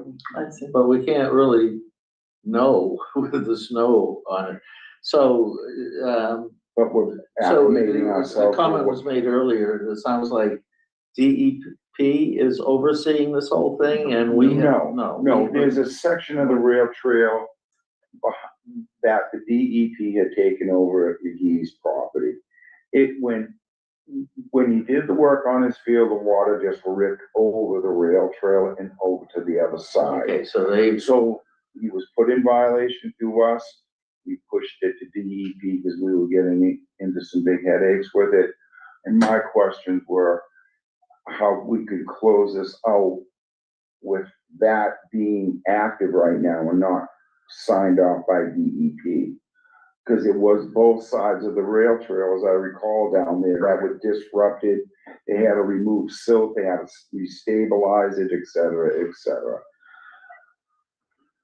So, and we don't really know what the stabilization is like. We don't know anything because we haven't walked it when we can see what's going on. But what we're doing now, Yeah. at least, showing everyone where some of these problem areas are. Okay. Well, let's get used to what we're looking at and we'll address it sooner than later. Okay. Mike, I kinda got this dropped on me, so I'm a little, Yeah, all right, you sure. know, Kind of just a start here. Like I said, it's a big project. actually, So, it turned out to be a very sizable project, yeah. you know? So this is kind of, I'd say this is kind of typical of the sides of the rail trail where they are vegetating. You can see some vegetation coming You know, down. Mike, I think if you recall, when I met you at the church, that is an area that we had walked when they had gone in and started cutting more than they, Oh, right, yeah. do you recall that? Oh, yeah. That's where we are, I think, basically on this picture, Kobe? Yeah, looking east towards the church. Yeah, Okay. I'm just trying to get you a little more dialed into what that area pertains to. Because that was a problem that we had to look at when he was cutting and brush hogging and et cetera, et cetera. So this is another steep area. And again, I just want to show you that it's vegetated. And the work did not go outside of the, 20 feet of the rail trail. I'm assuming we are in back of Sterling. Correct. Yeah. And another steep slope. Yeah, Again, it's stabilized. yeah. Let me bring up the OOC, show you the attachments that, So I just want to ask this, so when you say hotspots, are they like areas of environmental concern? Is that how you phrase it? I was thinking about areas that would likely be subject to erosion. Okay. Areas of concern, areas that we would want to make time to look at and keep close with. Okay. So there is a little bit of homework when you guys go home to look over these attachments. Yeah, You got the standard, attachment here, attachment A, but you also have attachment B. Let's see. Come on. attachment B. Okay, so there's two separate ones. So this, I would say, if you could focus on the, going over attachment B and see what they have to attend to. There are, And special conditions. and this is where I pulled a couple things to tell Bill about. I informed him about 2013. what was it? Just down at the end here. Where goes that far back?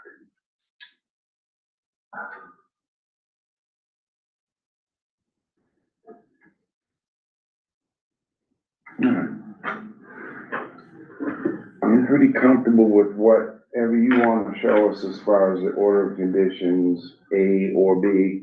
I'm gonna continue this, you know, Oh, certainly, yeah.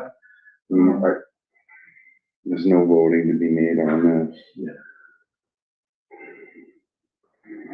Let's see, look at post-construction. So, and there's a lot here too. So that certificate of compliance requirements? Here we go. Yeah. So I'll just read that. For certificate of compliance requirements, following completion of work and stabilization of the project site and as-built plan showing final grading and new structures and all stormwater components of the site, as well as a report detailing any deviations from the approved plans shall be submitted to the commission at the time as a written request for a certificate of compliance. Certificate of compliance shall not be issued by the Townsend Conservation Commission until it has been determined that the illicit discharge compliance statement has been submitted for the project and that it has been verified that there are no illicit discharges occurring on the site. Are they looking for a 401 water quality? I didn't see anything about a 401. Water No, quality. an illicit discharge statement would just be, that's a stormwater requirement. Right, that's why I'm asking. Yeah, it It's is- two different realms on that Well, but, regard. there would have been if you're putting in infiltration trenches and whatnot up and down this site, that would trigger a stormwater Build review up, right. and an operation and maintenance manual, and in that would be an illicit discharge statement. Okay, So different path, different document. different, And there's- right. And there's two Totally different. infiltration trenches Yeah. with the projects, one being near to Fine. the parking lot at Depot Is the church too? and at the church. And at the church. Okay. And that's the one where we have some problems with, we had to get the DEP sign put out. I got Jacques to go down there and somewhat reduce some of the materials that were left there, I mean, right? Yeah, and again, it's a little tough because, you know, there's still gonna be an open OOC for that area. But the infiltration trench belongs to this OOC. Oh, okay. And along with that, the church isn't in completion yet, that's still an open EP file, is it? No, it is, it is. There's an OOC on that as well. Okay. Which he's still waiting for his permitting for certain pieces of that. Oh, I just spoke to him recently, he said he's still waiting Okay. for some more, so we're way from, okay. And I gotta do some homework on this, cause I know I'm gonna be the one to take the lead on this again. Okay, Yeah, I'm gonna motion for a, continuance. Sure. Okay. We are going to, at this point in time, with DEP file 308-0669, the rail trail, certificate, we're gonna go for a continuance at our next meeting, which is going to be, Kobe, when? Oh. Jan I had it from the January 14. 14, yeah, 14th, yeah. 2026. Wow. Okay, so as it stands, we're gonna, Second, Mike Pot said yes. all right. James Drawing, yes? Sectional, yes. Sandra Lord, yes. Okay. And we'll close that out. Close the hearing. Do we have to close this one out? Hearing. You leave it open, continue. Oh, because it's Oh, okay. continued to the F1, all right, Okay. I'm rusty, I'm all rusty. It's And, been- procedural question for my two projects. Would the order be signed at the next meeting, or do you, I'm not sure how you guys handle Yeah, I think, orders. so I go and create it. Yeah. I fill it in and, I attach the attachment A and any special conditions, and then and then the commissioners come in and sign it. Okay. Yep, understood. No, because every town does it different, so. And if it. Brian, can't thank you enough. Yeah, thank you so Thank much. you. Thank you guys, and I'll send Jim back in. Thank you, Rick. I was Bye. gonna say, I Have a was good gonna, I'll wake them up. wake him up, give him a jack. All right, I can go back to what I was doing before I was in trouble. Thank you for your patience Likewise. and my lack of knowledge as to what I was having, you know. I think it's supposed to be uncomfortable. I think it's supposed to be uncomfortable. Yes, it goes with the territory. Cold, Pat? Are you cold? My legs are a little bit. Do you want to put the heat up. I'll put the heat on. I don't know how to, but I'll still do it. Kobe, you know how to put the heat up on? Yeah. Got it. I'm good with the AC, not the, oh yeah, I'm getting old too. Am I the only one that gets up and makes funny noises and lips? No, no. Do you have a good nap? Yeah. Should do it. Something's making some noise. Yeah.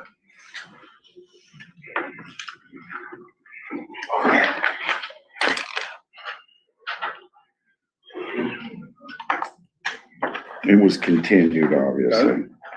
You have to use it or anything right now, right? I knew that one was gonna be a bit messy. My apologies. It's okay. Not your fault. I guess it comes with the, it's territory, I guess. Miscommunication there. So,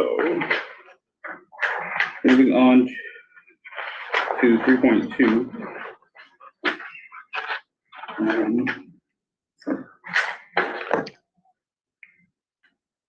National River Wild and Scenic Stewardship Council Land Protection Grant Update. So this is in addition to the grant that we have already received. This will allow us to survey a second property that conservation, that is under the Conservation Commission. And they have granted us an additional $2,450 to do so. And now what does our cap add everything out to be almost 25,000? No, it brings it to $18,450. And that procures both West Meadow survey? We've already done that one. Right, but there was one that they didn't have enough to. There was a West Meadow, that was last year, so that's Alyssa Drive, right, Colby? This will Or Lunenburg allow Road. us to complete the Bass Plains Conservation Area with a. Okay, Corral. With a stamp plan, a plan of land. Yeah, which one's that? Which one? So the, Bass Plains is on Lunenburg Road. Okay, Corral. Okay, Corral.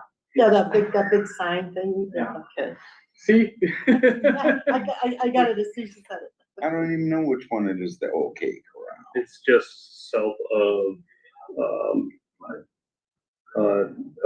Bayberry Hill. All right, so we received the additional funds, so I make a motion that we accept the proposal,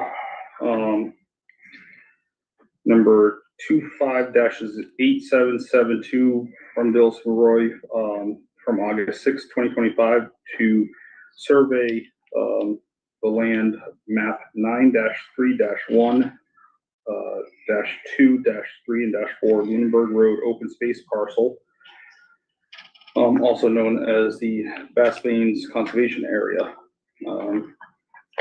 That's never been surveyed? What? That's never been surveyed before? It might have been, but it doesn't have boundary markings. Oh, okay. So the proposal includes boundary survey, property line staking, worksheet plan depicting lot staking, and 81X plan of land, plus the $105 registry of deeds recording fee.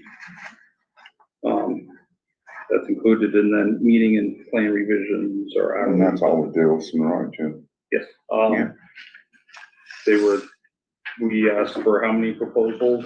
So we sought many proposals. We got 2 back, and the other one wasn't thorough. So the 81X plan of land allows this plan of land to be recorded with the registry of deeds. With all the boundaries and everything. Okay, I see. So It was never on the registry of deeds before, or just that with all the boundaries? not the plan. Okay. No, So it would be, the deed would be on there, but not the actual plan of land. but what's the point of land It's- encompass, all the boundaries and? Yes, it's a map. To map, okay. And it's deeded to the Towns of Conservation. What is it? Commission. This It was property never already, deeded. this property It was always deeded, was. but not in Towns of Yes, Conservation. it was. It was deeded. Yes. You're thinking of Dudley Road Dudley Road. that we surveyed, that wasn't conservation commission. Okay. So you're mixing up your years, Yeah, but I do too. So I make a motion to accept this proposal for these services for the sum of $8,360. You are really definitely confusing your years. yeah. Is there a second A second. discussion? Roll call vote starting with Mike Mike. Clark said yes. James Rowan, yes. James Gates, yes. Angela, yes. Sandra Lord, yes. Even I get them confused, I'm sorry. 3.3, community preservation. Can I give a quick update for the other property? So Alyssa Drive has been surveyed, the outside work has been done. So that's moving forward. They're doing the indoor work now, the mapping. So is it, you're saying it's a conservation piece? Yeah, so it's an open space parcel that was associated with the development of Alyssa Drive. I see. And we did the same thing with that one as well. But the grant, we didn't have enough to do both, but we were just shy. So Right, Oh, that, okay. they said so to, in other words, the 2450 was that little bit to finish up, so we could get everything Yep. procured. so this is the second year in a row that Conservation Commission, the Conservation Commission has applied for and received land protection grants from the Natural River watershed. Which is their wild and scenic program. Yes. Yeah. I mean, that's So in that, Sizable this amount will of be money. the fourth these 2 years, 4 properties and $40,000 in grants to over $40,000 in grants to pay for it. over 40. Wow. What is this, what is the Stewardship Council Land Protection Grant, like, what does that whole thing like do for the land, like? So by Maintenance deed, somehow? by recording the plan of land, the map, with the registry of deeds, if any abutters ever encroach onto the property, there's a document that is associated with our property that would be the source, the reference source, I see. that has been filed, so it makes the legal side of things a little more clear if there's ever any questions. And vice versa, it helps for us not to encroach on Yes. people's properties. And that could include hunting as well, Oh, wow. as part of that. True. And forestry cutting plans. Yes. So it's kind of like a first step of going down that R3 management, side of things that we wanna do, to help, keep our forests healthy. To help prevent forest fires, I guess. That too. That's important to me, you know, and just having a sustainable plan. And it also generates a little bit of revenue, so that we can do things. Yeah, a little bit, every little bit counts. Good.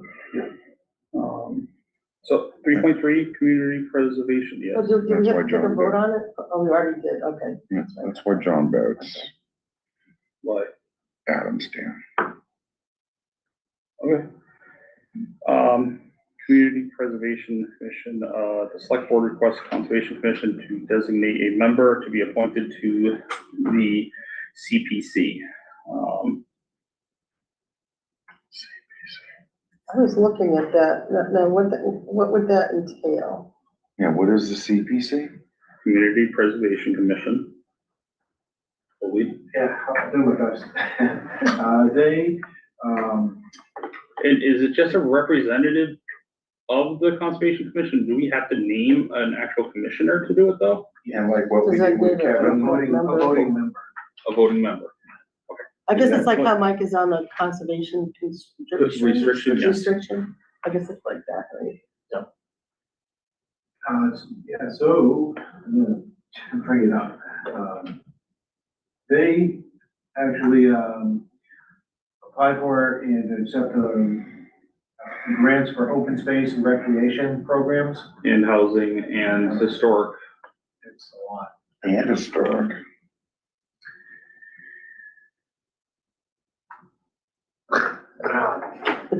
You should be able to pull it right up from the website, the town's website. Yeah. I think they actually are about. Would it be on the towns? I don't know, he's looking there, I'll look on the town website. So, yeah, we need to figure out someone that wants to represent the Conservation Commission on that commission. It's a commission that is newly formed, and hold on, Cindy, are you there? I see your hands raised. I think you can probably help us not butcher this.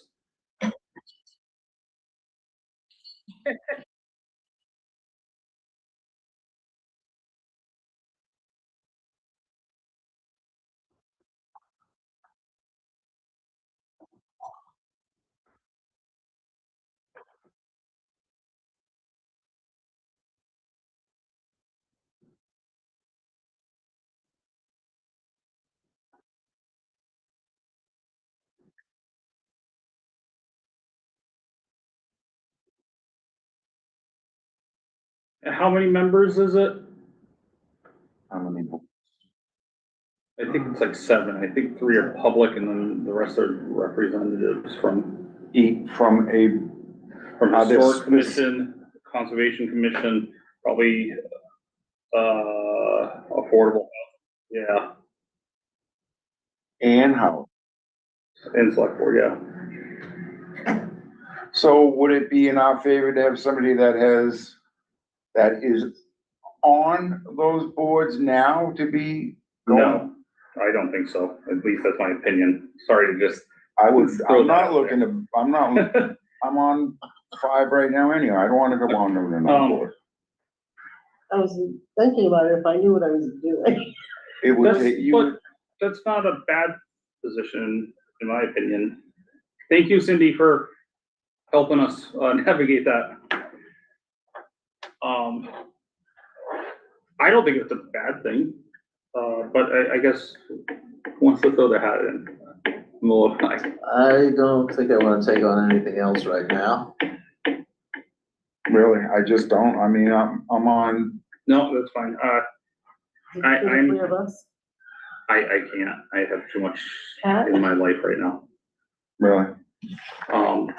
Would you be interested, Sandy, if I was- Pat doesn't wanna do it, I or was thinking it, but I mean, if Pat wants to. we don't wanna, What, where's Pat? what need, is, or- do you know what the guidelines for the meeting times and how long is They the board gonna be haven't- together?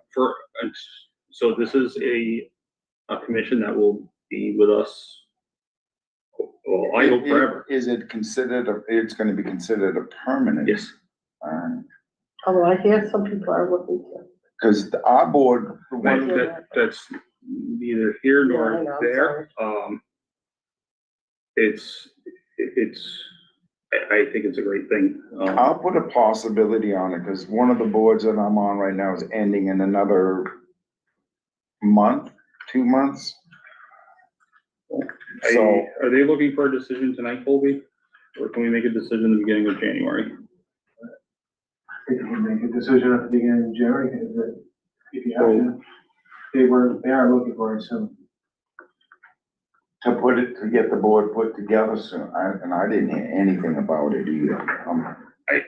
I like to Surprise. consider the I possibility. have emailed about it. I think it would be, in my opinion, we kind of shoved Mike into the conservation restriction and I think. Oh, is glad I'm on it. Yeah, no, it's good And what are you experience. meeting, once a month? It's not too time consuming. Once or twice a month. Oh, you are doing it once or twice a month? Yeah, but they're not marathon meetings like this. No, and they're productive, interesting. And Got me basically involved, just, in some outside activities. Yeah, and doesn't the majority of it pertain to the soccer field or? That's what it's, That's what it Strict- is. that's the Right. intent of it. Yeah. Right. And it's not a permanent, it's something that will be, once it's completed, it'll be liquefied Right. or So you think we can kick this until the, The town has plenty on its hands right now. Well, I doubt- turn back around, and we don't need to go down there. I would doubt if they would meet until, I mean, what do we have, 14th? No, it's holiday season, nobody wants to start a new committee No, right now. a lot of us don't even wanna do the ones we're doing right now. So we can all think about it. I think, Yeah. Cindy, I wouldn't shy away from it. If you're- Sounds interesting. Well, I would see what it's about a little bit more. Do we know who the Test chair the is? waters, We'll determine a chair once we get once together. it gets put together. But do we know, there is a member of the select board? I don't know who's been appointed. The only person I know that has been appointed is Kim Greeno. I don't know. Cindy, do you know of anyone else that has been appointed thus far? Kim Greeno's on the board already. So you knew about this Is one. Kim Craven on there?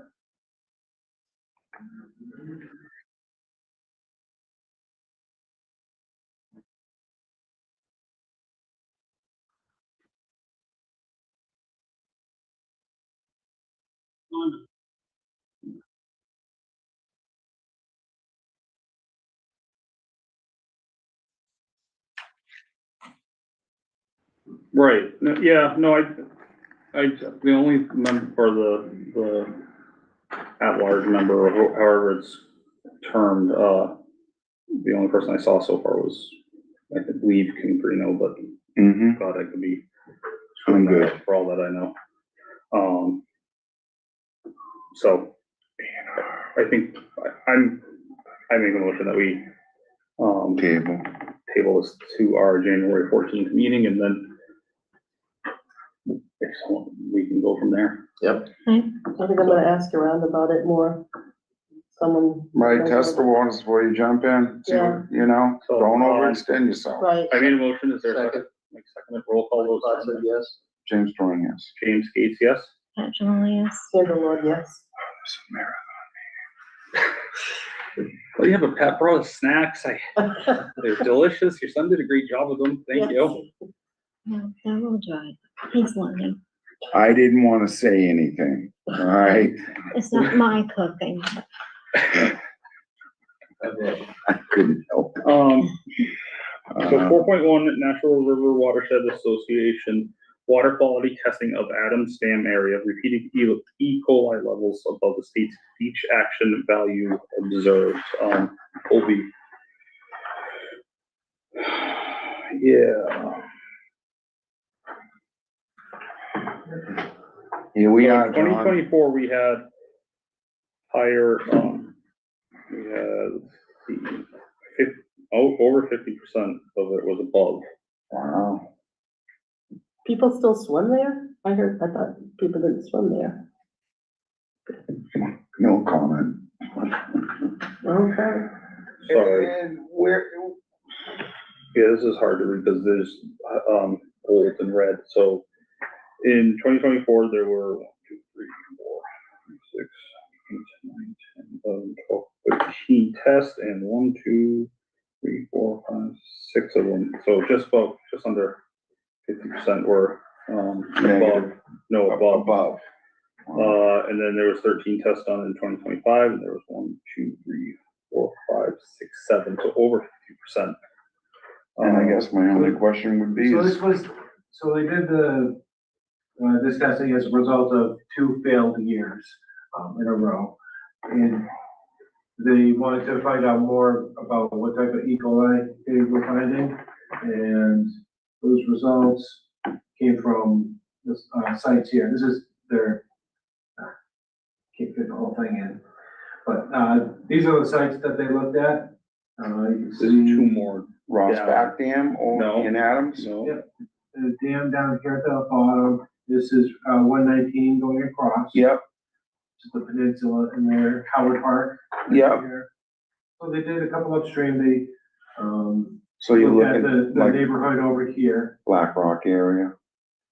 And then they were finding out where, more specifically, that the E. Source. coli is coming from. Where it's coming from. And it's mostly from human E. coli, although there was some from chicken and bovine cows. But largely, it was human. So there's a housing development around there, Squanico Terrace, It's just Yeah. houses, it's not really, kind of development really? It's a road with houses, right side, left side. I guess, how do you define a development? Well, is it Right. heavily, like, is it like houses close together? I mean, is there a cluster of houses or is it they separated out? I mean, I'm There's just, minor traces of bovine and chicken. yeah. But I was just wondering if this. I knew I you. said largely human.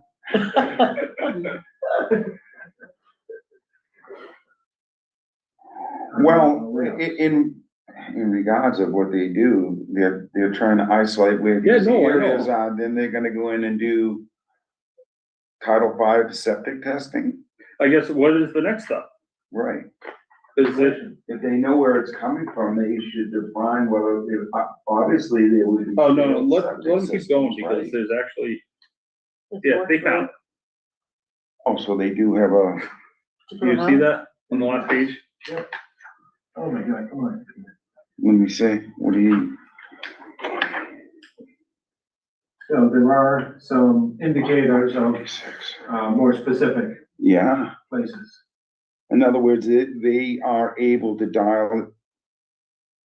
Hello, I'm not gonna lie, so if you, can we pass this around? yeah, So these 2 pages, there is the test results and then the so in map. other words, I guess that indicates to us we have a document failure of a septic system, yeah. The pass it around. Septic or septics. Yeah, in the Board of Health. It narrows it down pretty good. What's that? It narrows it Oh, down this pretty does? good. Okay. So it's the Board of Health responsibility.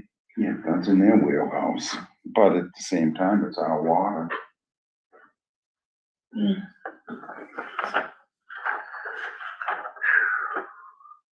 Something to be aware Oh, okay. That's pretty specific.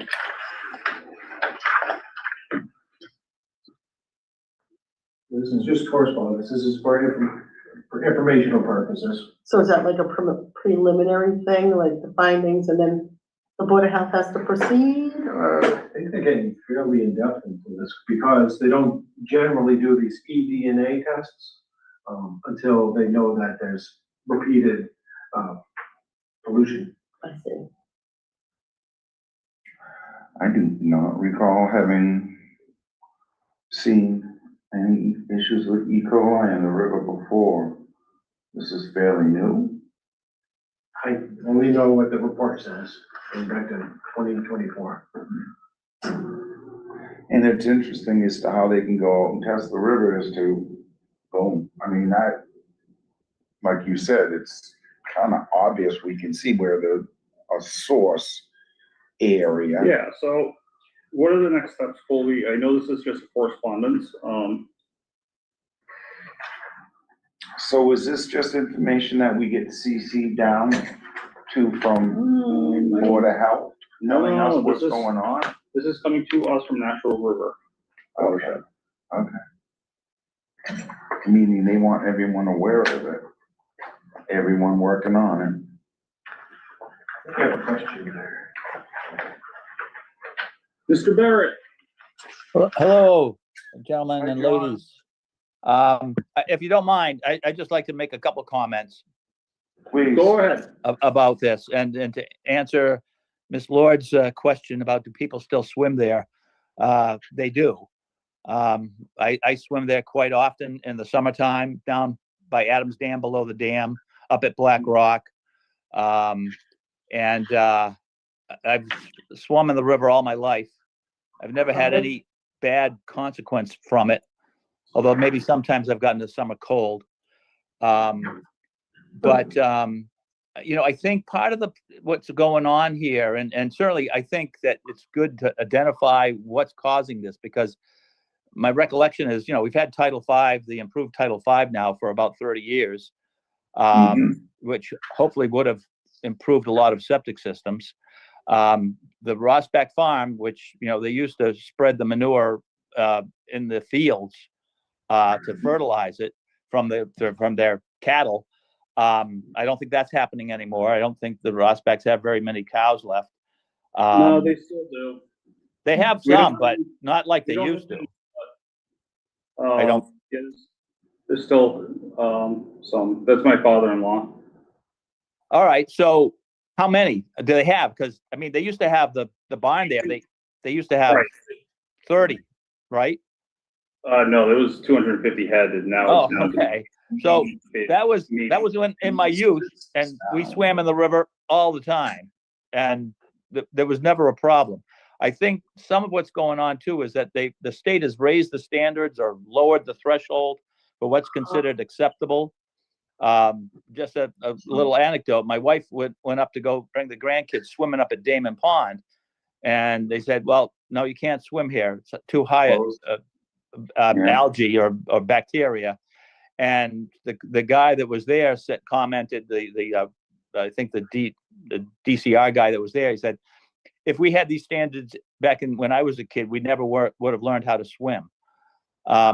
So it may be, you know, it's better to have higher standards and not risk the fact that some people might get sick because of the, you know, E. coli and stuff. I think it's definitely a good idea to investigate and find out, you know, what's causing it. But I would definitely bemoan the fact if there was any sort of directive to say no swimming in the Squanicook. So that's about. I guess I would ask that they. I don't see what you guys have, but as far as identifying the sources, but certainly it's worth investigating, find out what's causing it. Colby's computer died, and they have it narrowed down. But I think that's. And that might not be anything you folks can do anything about. It's probably more of a case for the Board of Health. And I know the town has had in the past programs to help people fund the repair of their septic systems. And maybe a push towards doing that would help the situation. And I can at least say, I mean, John, I'm in West Townsend, so I'm across where Rossbacks for many years had a lagoon for the materials out there. No, that wasn't them. That was the Hardy and those the other guys. What do you mean? Roberts? Was that Roberts? Roberts wasn't. You know it wasn't. No. Never mind, Jimmy. Go ahead. You know everything. You got it figured out. But the lagoon has since closed down and has been deconstructed now. So they're not using, as you said, the manure out in those areas in West Townsend. It is 100% reduced. Oh yeah, so that's why it amazes me, because I mean, we swam in the river all the time as we kids. Were always at the Stonebridge swimming. I mean, when I was a kid, we were always in the river. Right. Always. Right. Compared to what we used to put out for manure, it's fractional. So.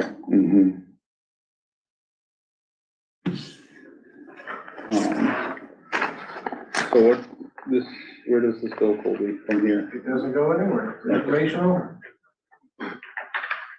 Board of Health. I wouldn't discount the reports. You would what now? I wouldn't discount or. This piqued our interest in August when you brought it up to us. So the reports when we started to receive them. Yeah. So it's interesting that they were able to narrow it down. So what did you mean by discount the reports? That they're incorrect or they're? No, to just simply minimize it because you haven't gotten sick from swimming in the river before. Okay. Not to ignore it. All right. now, does the Board of Health get the same kind of Look at. alert as the commission? I agree. Yes, the Board of Health also gets the copy of it. Oh, absolutely. No, I can see that, and that's on. And then it's right. Yeah. I mean, It's not rocket science. They can figure it out as, So, Bank Terrace. 4.2, planning board, approval not required, A&R for, 198 North End Road. Nothing besides just correspondence, and then Adams Dam grant update. Division of Ecological Restoration has approved grant for preliminary design services. Colby, what does that entail, just so that it's, So I have no idea what that's about. Yeah, so it's just that we have got approved for, this grant to, do the preliminary work, design work on the, Adams Dam. They're going to look at it as potential, dam to remove. Breach. And I'm talking about the Department of Ecological Resources, restoration. Restoration. And they're gonna work in conjunction, I assume, with Fish and Game too? Because Fish and Game's already approaching the VFW dam to breach that and bring it back to natural. I don't know, I just know Yeah. what the DER has sent us for a letter. No, they're gonna stop pulling permits because Fish and Game owns that dam. What are we? No, we're talking VFW. Adams, we're talking Adams Road though. I know what you're talking. Is there a trestle right around there or something? And this is not for the removal of the dam, this is to see if it's, viable, appropriate to remove. Feasible for the water gate retention. There's a lot of different pieces and parts about this. There's siltation of the river, sedimentation, And there are ecological concerns that are gonna be asked, the questions are gonna be asked about the ecological benefit of it. And those include the sedimentation, water temperature, being a Cold water fisheries are gonna Yes. want piece of knowledge of it. Yeah, because dams actually. So there's form water. studies associated with it, and then there's public comment period as well. And like I was saying, cold water fisheries would, that affects what they're, it's all that goes hand in hand. Yeah, well, fisheries in general, as a fish route, or obstruction from fish movement and other amphibians. No, these dams in Townsend, they've been here for a very long time, correct? Correct, early 1900s, I have historical documents about it, but I don't have them on, at my fingertips right now. I'm just curious, why look into these now as opposed to like, I mean, they've been here for a long, long time. For the ecological improvement of the river. It also can help mitigate flood hazards. Are we talking about end up removing all of them in town? Nope, No, just Adams Dam. so there'll be no place looking in any others? Well, they've approached it, but Meaning approached what, not the I don't stone dam in know. West Townsend. That's they historical. asked about the stone bridge. No, it's Because someone historical. was saying that trestle is historically, it's, The wooden trestle, the train trestles? well, on Adams, someone, I don't know, like, So the train trestle is an Adams Dam. The train trestle is the train trestle. Trestle, That is separate. Oh, that's a not- historic structure, yes. okay, that has nothing to do with that, No. okay. So Adams Dam was built in the 1800s for a sawmill. That would have been, One of the many sawmills. in town. yeah, I was just gonna say, along with that, could have been in Pheasant era. Would it be Pheasant? I don't remember, that's going way back. And there was a lot, so. Yeah, Extrapolating into the other dams, say like in the harbor, would that affect, the grist mill, that's, the dam was there for the grist mill yeah, to so run it. how could you do that, like, take that? That one is We're in, not looking at. They're No, not I know looking- that, but I'm just saying, They're not because I looking, saw something in Mass.gov about, I did look at that as far as the dams, and they do wanna start removing dams everywhere. they're doing a lot of studies on the rivers about removing certain dams. I mean, Adams Dam has been in decay for quite some time. It's not anywhere it used to be. I used to have a 4-foot extension up. I was gonna say, is there much of it even left? It's to a point where it's just the remaining concrete. So it doesn't serve purpose. There's nothing Its purpose salvageable served about it? years ago Yeah. when it was holding, retaining water for a sawmill function. It's similar to the VFW dam, which doesn't do much. It's just a head wall That holds water for when they were swimming. but you look at, That was made for activities, for swimming, for, you I know, think that was another sawmill. was it? It may very well have been. Yeah, you're right. Sawmills. Somebody said it was maybe for ice making too at one time. So I think that was part of it too. Yeah, I mean, So, and then the harbor dam, there's flood control, there's a lot of stuff to that where that doesn't make sense, or Canal Street.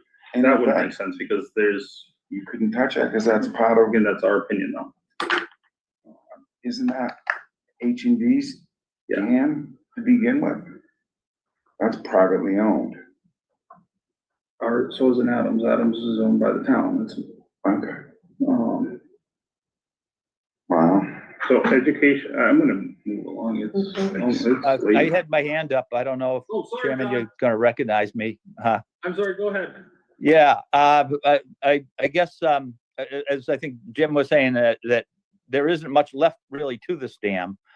The flashboards washed out about 10 or 15 years ago, and that used to raise the river upstream, I'd say, yeah, 2 to 4 feet higher than it is now. Again, when I was a kid, we mostly swam at Black Rock, and you could jump off the rock, not Black Rock itself, but the rock beachhead there, and dive in and jump in the river swimming. And now I wouldn't do that, maybe unless like in the spring high tide sort of thing, because the level has gone down so much with the loss of the flashboards for the dam that it's really not that much of an impediment. But I think if you take out what's left of that dam, you're going to drastically change the Squanicook, at least upstream. You're going to further reduce the swimming hole at Black Rock to I think it'll be the extent of it will eliminate it as a swimming hole, and it certainly will affect the swimming hole that's down at the trestle, because I still go swimming at the trestle too. The trestle is maybe about 100 yards away from the dam. Correct. And as you know, the trestle was the abutments to the trestle were impacted and washed out about, I think, 10 years ago. And the railroad cut the remaining part of the trestle off and put barricades on it, which is unfortunate. I'm hoping that if the rail trail goes through there, they'll restore the trestle and make it functional again. But that's, not for the topic tonight. But I guess Colby came to our meeting as you may know, I'm on the Cemetery and Park Commission. And the east side of the dam, east side of the Squanicook rather, was acquired by the town in the 40s and dedicated for recreational purposes. We have never promoted it as a park, but we do call it Adams Dam Park. And it's a natural setting. One of the things of our philosophy is to keep things natural. Try to keep Howard Park natural. It's not a playground, but it is a natural area, and it's a great area for swimming and fishing. I frequently have fished.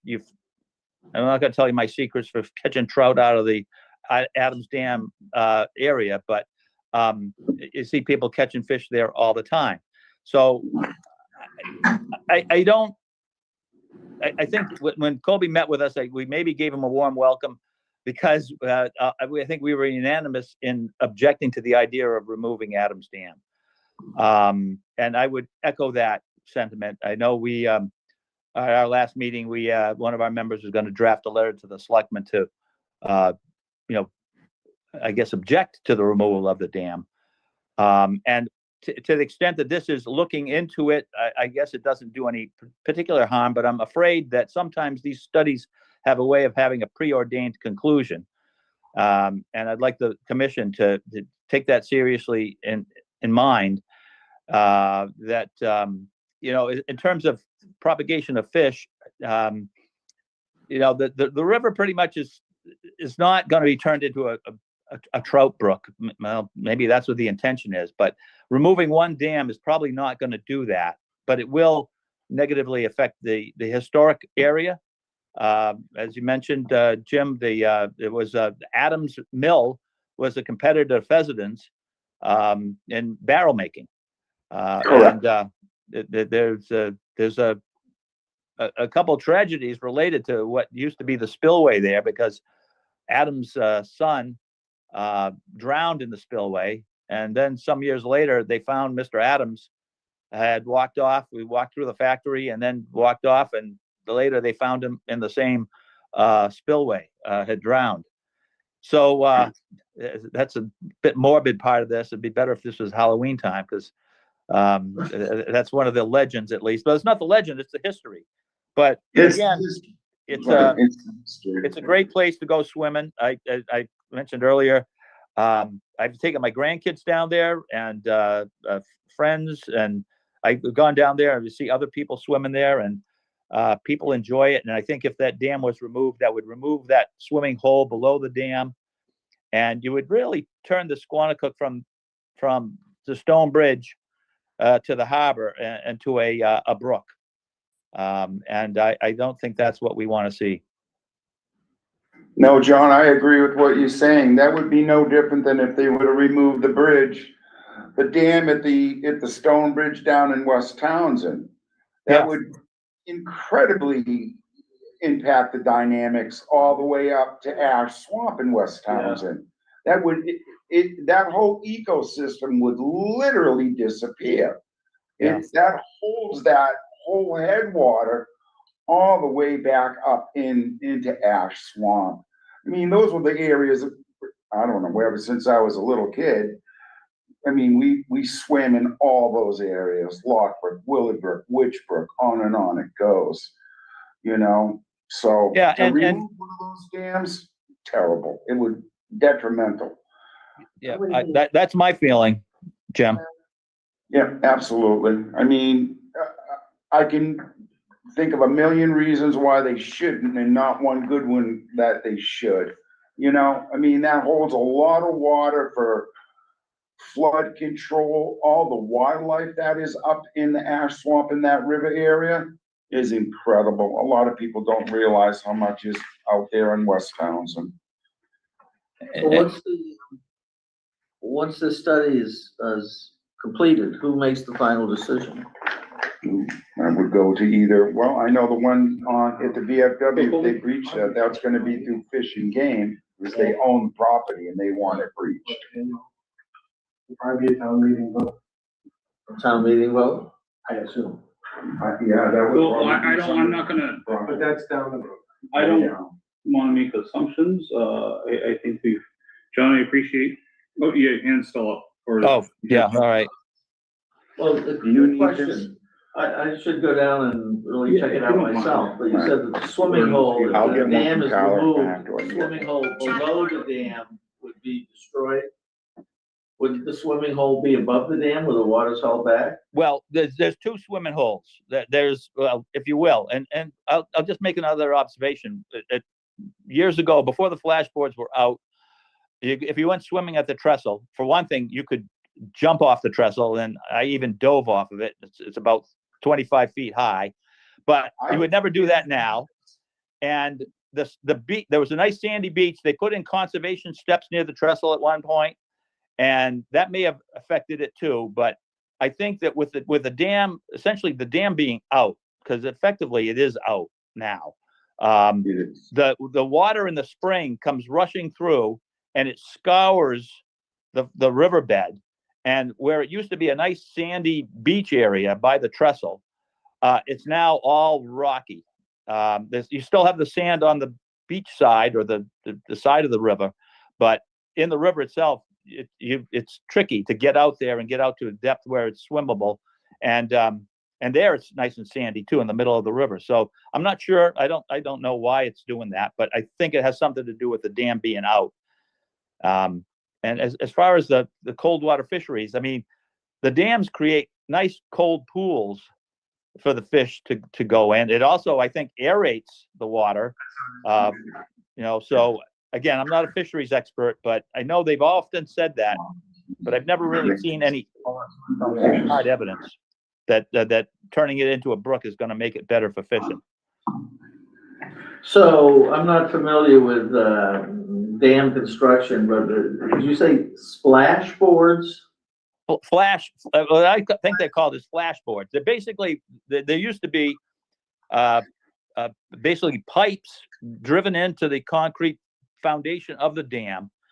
And then in between those pipes, there would be boards that would build up the water level and pounding the water further upstream so that, at the trestle, the water would be about 3 or 4 feet deeper than it is now. And consequently, up the Black Rock, it'd be deeper. Okay, I think it might be familiar, it might be similar to the dam that's at Pearl Hill. Yes. Which is boards sort of set in the. Yeah, I think that's a smaller dam, I think, but about the same concept, yeah. Okay. It's just in reference as a height increase. In other words, they would use those boards to control the water levels. Come fall time, come winter time, they would pull the boards so they wouldn't have so much water back up and flooding. And if they knew we were coming into a drought, they would put more boards on to hold more water. Yeah. They were, Colby, I have a question I'd like to direct to you. This is something my husband was saying, that you would have to get rid of all the dams all the way through Townsend and in Groton, just to get it for the fish and stuff. And who's to say it would even work? Well, I disagree with that Okay. sentiment. Okay. I think it's kind of defeatist. Okay. That's just like throwing your hands up Okay. and not trying to So improve upon the situation. And I gotta tell you, I love history. I especially love logging history. Spike Boots, by the way, is a wonderful book if you want to read that. But I think that the ecological history should be considered as well. There's nothing natural about this dam. I understand that it's a setting that is nice to go to, but there's zero function to that dam. I'm going to acknowledge, and if people would like, I can invite a representative from the Native Fish Coalition that serves all of New England. And we can have a discussion with them about benefits or non-benefits to cold water fisheries. But I hear everything everyone's saying, and it's all being recorded and shared. Thank you, Cindy, for sharing this. It is 9:30. We haven't had one like this in a while. But, no. and I appreciate everyone. But this is going to be a hot topic when it starts. Okay. So, John, I appreciate you joining us and sharing some of the history to everything, because it helps. It helps everyone understand it better. Yeah, thank you, Jim. I'm sorry if my comments made you guys go long, because I know meetings go long, especially at this hour of the day. It's not fun. So thank you for hearing me. No, it's fun. It was important information. We enjoy it. Yeah. We always have fun. Hey, figure this, at least it wasn't like a town meeting. Or Point there. the Historic Society meetings. Okay, we're moving on. Okay, change the subject. MACC continues to have classes. Yeah. Items for discussion at the next meeting. What? I got one for items for discussion. Okay, so there's the 10/22/25 meeting minutes and then the CPA appointee. What else you got? Working on a biodiversity grant for the forest cutting. For the area at Meeting House Park. We're working on, getting guidance as to, what that area can provide Post cutting? different perspectives, after we do the timber harvest, and there's money there for planting and developing it. Into a naturalized habitat. I don't wanna end the Yeah. sentence with No, it's good, development. and that can be, and that can look like many things, and that's what the guidance and experts can. So you're working on a grant to provide a plan or plan and implementation of the plan? So the application has been submitted for monies to, provide us with the expertise, a person or Okay. team of people to, Arborist, person. wildlife biologist type, Okay. to tailor the area to, like, something that Good, is suitable needed in this area. replanting. They'll look at the surrounding area and habitats around, that timber cut, and they'll come up with what the most appropriate thing is, what's lacking for habitat in that area.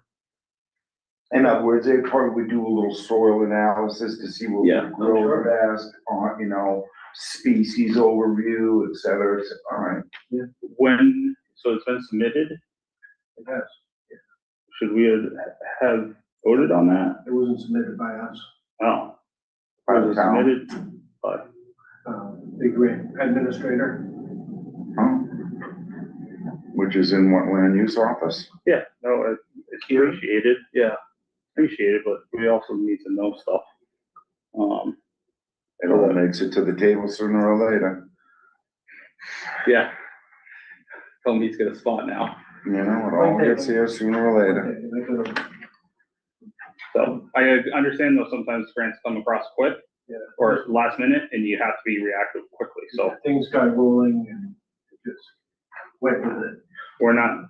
we appreciate the effort with that. I understand what you're saying though, I hear you. And I think it's great because we're not just gonna let that go stagnant and so awesome. No, Is but I that it? thought we would have already, I assume usually the forest will go out and do a replanting. No, If that's not usually, it's just Well, that no, you expect it to go back naturally. Depends on what's there for regeneration already, what they want, what the property owner wants to do with that property, what they want it to look like, what the priorities are for the future. So, okay, I think that's a great plan. Property owners are. Us. So there's no downside to having a Nope. plan. Nope. Okay, so there might be an issue with how it was. I don't think there's an issue. I just think as a commission. Yeah. Communication is, Okay. so we all know. Cause it's good for us to be able to just, what? sorry. No, I just think it's great that it's another thing that we can say we've done, or you've done, or we've all done. So. Yeah. Okay. I'm gonna go circles. So it wouldn't be to not necessarily Yes. replace what would be missing, like when the machinery goes through, it would be like what they think might grow, not Now, there's a necessarily. ton of abilities for them to go out with the bioscientists to figure out. I mean, they'll go out and do all kinds of breakdowns on it, They're what gonna the go soil's like, what will grow Make here, recommendations on species, what it could be plant life. when it grows up. They're gonna make a garden of Eden when they're done. They'll design it perfectly. It'll be beautiful. Could there be an app? Recreation is part of it, I think into what it can serve as a recreational area. What's gonna be a hybrid tree that's Colby, not gonna get, Thank you for Sorry. staying on top of it and pushing to get it done. And, it's a value to have plans like that. Yeah. Totally. Next meeting's January 14th and January 28th, 2026. I know, can't believe. it's over. Who would like to make a motion to adjourn at 9:35? I know, you're trying to make a motion, right? I don't care who makes it, I'm leaving regardless of if they. I'll make the motion, We're I make done. the motion? Yeah. To adjourn to January, Uh, at 9:35, I make the motion. to Is there a adjourn. second? Second. Roll call vote, Mike starting with Fox said Mike. yes. James Throwing, yes. James Gates, yes. Jubilee, yes. We're off to the Sandra races. Lord, yes. Thank you, everyone. The recording has stopped. Oh, well, hi, everybody. We're back. Wow, that was a long meeting. Very interesting stuff, though. I wasn't aware of the E. coli problem over at Adams Dam. That seemed very interesting. I definitely want to follow up with that. Um, I think what's really interesting is the view of the problem, and or what many residents or a couple of people there, the non-problem. I swam there my whole life and nothing ever happened to me. I'm okay.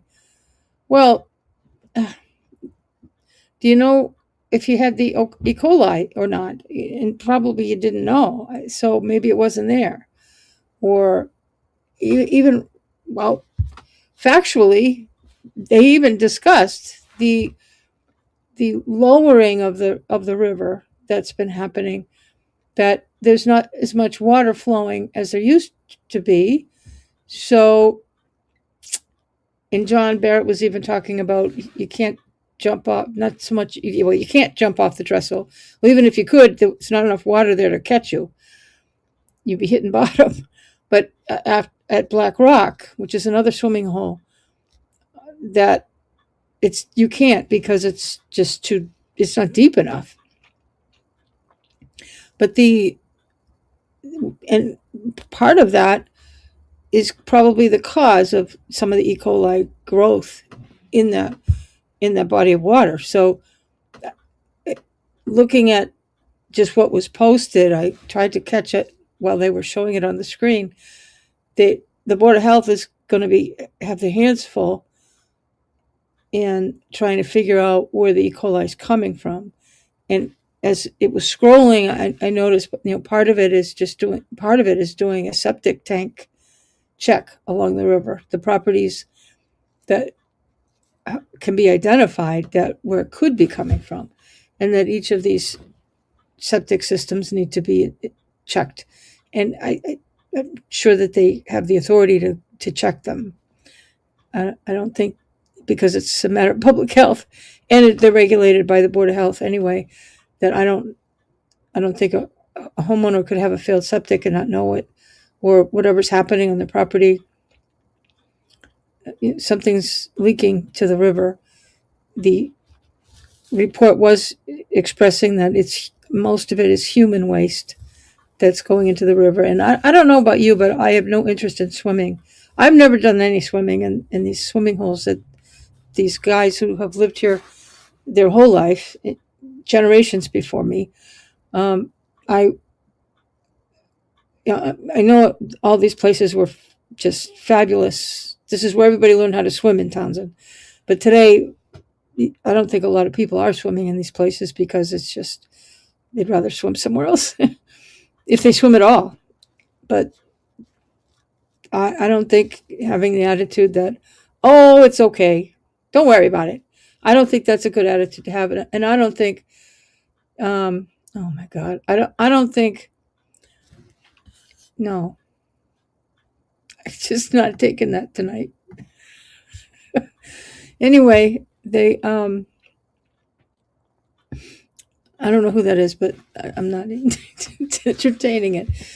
But I don't think that's, I think the Board of Health will probably, I mean, nobody's swimming in the rivers right now, but I think that the Board of Health is going to take action immediately and to prevent people from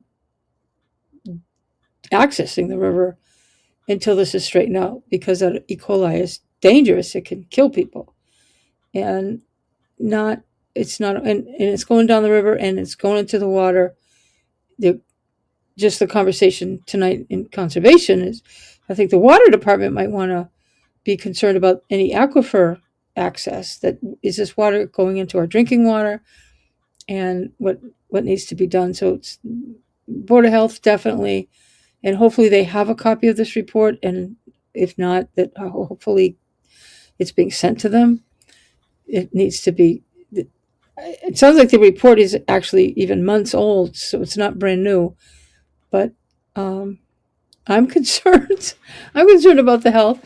And then the conversation after, another item on tonight's agenda was the Adams Dam, not just regarding the E. coli, but about the grant that is to study the potential removal of Adams Dam, and even, I think Colby even agreed that, it's really not doing anything anyway.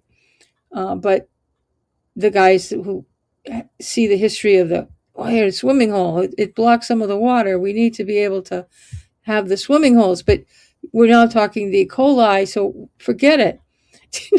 I don't know. Trying to regulate or prevent swimming in some of these areas, I think, is tough. I've been concerned about, I know some people are going to scream at me, but I've been concerned about some of the fact that this is all the swimming that aren't regulated swimming areas. They're not recreational areas, but the town has fully supported people going to these swimming areas and swimming, and but without any lifeguards, and this, which I know maybe I'm being mean, but the liability and all that stuff is important. I don't want to ruin somebody's enjoyment. I really don't. So I don't. Whatever. I'm not doing it. But if you want to do it, go ahead. But now I'm concerned that I think that E. coli needs to be taken seriously. I don't think it's something that they just don't worry about it. I don't believe that at all. I think Port Health needs to jump on this, and hopefully they are jumping on this. But who knows? Most of the other stuff was just talking about different regulatory things, different applicants trying to get work done in their properties, and they all got wetlands. A couple people on my street I didn't even know. I know there was one farther up the street, and then somebody else is getting a septic tank thing. And some of these are very routine, so a lot of hours. But the most exciting stuff came at the end for me. I was mostly interested in all this E. coli and then the Adams Dam issue. And I think some people will be up in arms, and clearly John Barrett is, and it's like Jim Gates is interested in it as well. So we shall see how this goes, and we'll see if they ever get that CPC committee going. That's going to be that's a CPA money. We don't have any yet, and I think a lot, based on knowing a bit about the demographics of our town, I'm not thinking. I mean, there's going to be taxes raised from the CPA, but I don't think it's anywhere near the mountains of money they think it's going to be. And I don't believe this will be our first year. This is our first year that it's going to be coming out of a property tax bill. But I think it's not as much as they think. And I think a lot of people are exempt from paying the CPA tax based on income. So, and I don't think that the access to this money, it gets taken out of your tax bill first part in February and second part in May, and then they're going to do abatements on everybody that's exempt. I think it's kind of weird the way they're doing it, but what do I know? I'm not happy with it, but it is what it is. But I don't think, because the money's collected, that doesn't mean it's in a bank. It goes into this account someplace. That's not how it works. And I think it won't come to us. I don't believe. I could be wrong, but I think it has to go and will show up. Well, no, because we won't have it finalized. It won't be finalized because of the exemptions until after the end of the fiscal year. So, I mean, you have to get them in by April 1st, I think. So, okay, so that would probably go into the cherry sheet formulation, but we won't get the money till maybe on a wild over the summer, maybe. I was thinking that it might be part of the free cash. It would come about the same time with the free cash. That's what once everything gets settled out. That, because I could be wrong. We'll see. We'll see how that turns out. But nobody should be chomping at the bit. Everybody that's going on that CPC wants the money. In fact, all the organizations that are going to be represented on that committee, they want each of them wants all the money. Oh, my group needs it more than your group, and your group needs it. There's all kinds of things that money is allowed to be spent on, but they have to agree on it. And I think communities go a few years without spending any of it. And they spend the time to develop almost a master plan, but to determine, priorities, what are the needs of the community, where can it be spent on, and then evaluating how much is it, and let's not be hasty. The money can't be used to augment the budget. So this is all for extra stuff, which, okay, but everybody wants all of it. So I think it's going to be quite a food fight once that commission gets put together. So I think everybody should just take a breath and don't have any expectations, and don't come up with grand schemes, because I would say wait a couple years before you have any intention of writing any checks, because you need to have really longer developed plans to take care of this, so that it's sane, that it's not impulsive and competitive. It is going to be competitive, but it needs to really, everybody needs to be fair about what the needs of the town are. And there are many. There are many. And we're just getting into the CPA. So I think anybody that is even interested in the CPA should start watching other communities in Massachusetts, across the state. Quite a few, I think there's over 100 communities that are more than, maybe even more than 200 communities that are into the CPA, that they can go online, go to these different communities, look up who the towns are, and watch some of their meetings, or get some of their, everything's a public record, get some of their plans, because they'll develop a plan, and get them and see and watch some of the meetings and see how they develop some of them. I've seen some of the towns, and it's quite a food fight. It's quite bad. It's on the fights that happen over some of this money. But whatever. I'm talking too much on this. So it is going on 10 o'clock. We're getting to be past my bedtime. But I wanted to share the Conservation Commission meeting with everybody. We did Groton last night. Might as well do Townsend tonight. And sometimes there's some interesting things. Like I said, if you caught the beginning of the video, I had said that, nothing was standing out to me on the agenda that was going to shock me. And I said that sometimes things pop up. Sometimes it's just the conversation. Sometimes it can be something that was on the agenda, but just not as clear as I thought it was. So I was kind of startled by that report. I'm going to be doing a public records request to get it. Not tonight. I'm tired. I'm going to do it probably sometime tomorrow or so. I've completely forgot what public records I was after yesterday, because I never applied for them. But that's a whole other story. I'll have to look at the agenda for the select board meeting and see what they were talking about, because I don't remember. So anyway, all right. I've had enough YouTube for tonight or today, whatever. So I'm going to say goodnight. And if you haven't already, you can hit the like button before you go. And if you're not subscribed, please consider doing that, so that you'll get notified when I put out new videos. You can, check, there's a bell with the not the like button, with the subscribe button. You'll see a little bell. Click on that and get notified for all videos. That way you'll get notified for all videos. That way, and we can see each other, and you can come into the live chat and maybe have something to say. Not too many people said much tonight. A couple people. Okay, so I'm going to call it a night, and I will see you. I think I'm going to try to do the Historic District Commission meeting and public hearing. That should be lively tomorrow. So if you're around, their meeting, I think, is at 3:00. So if you're around, or you can just watch it on the replay. Either way, I'm going to try to get that recorded. I've got a few projects tomorrow, but I'm gonna give it a shot. Okay. Good night, everybody.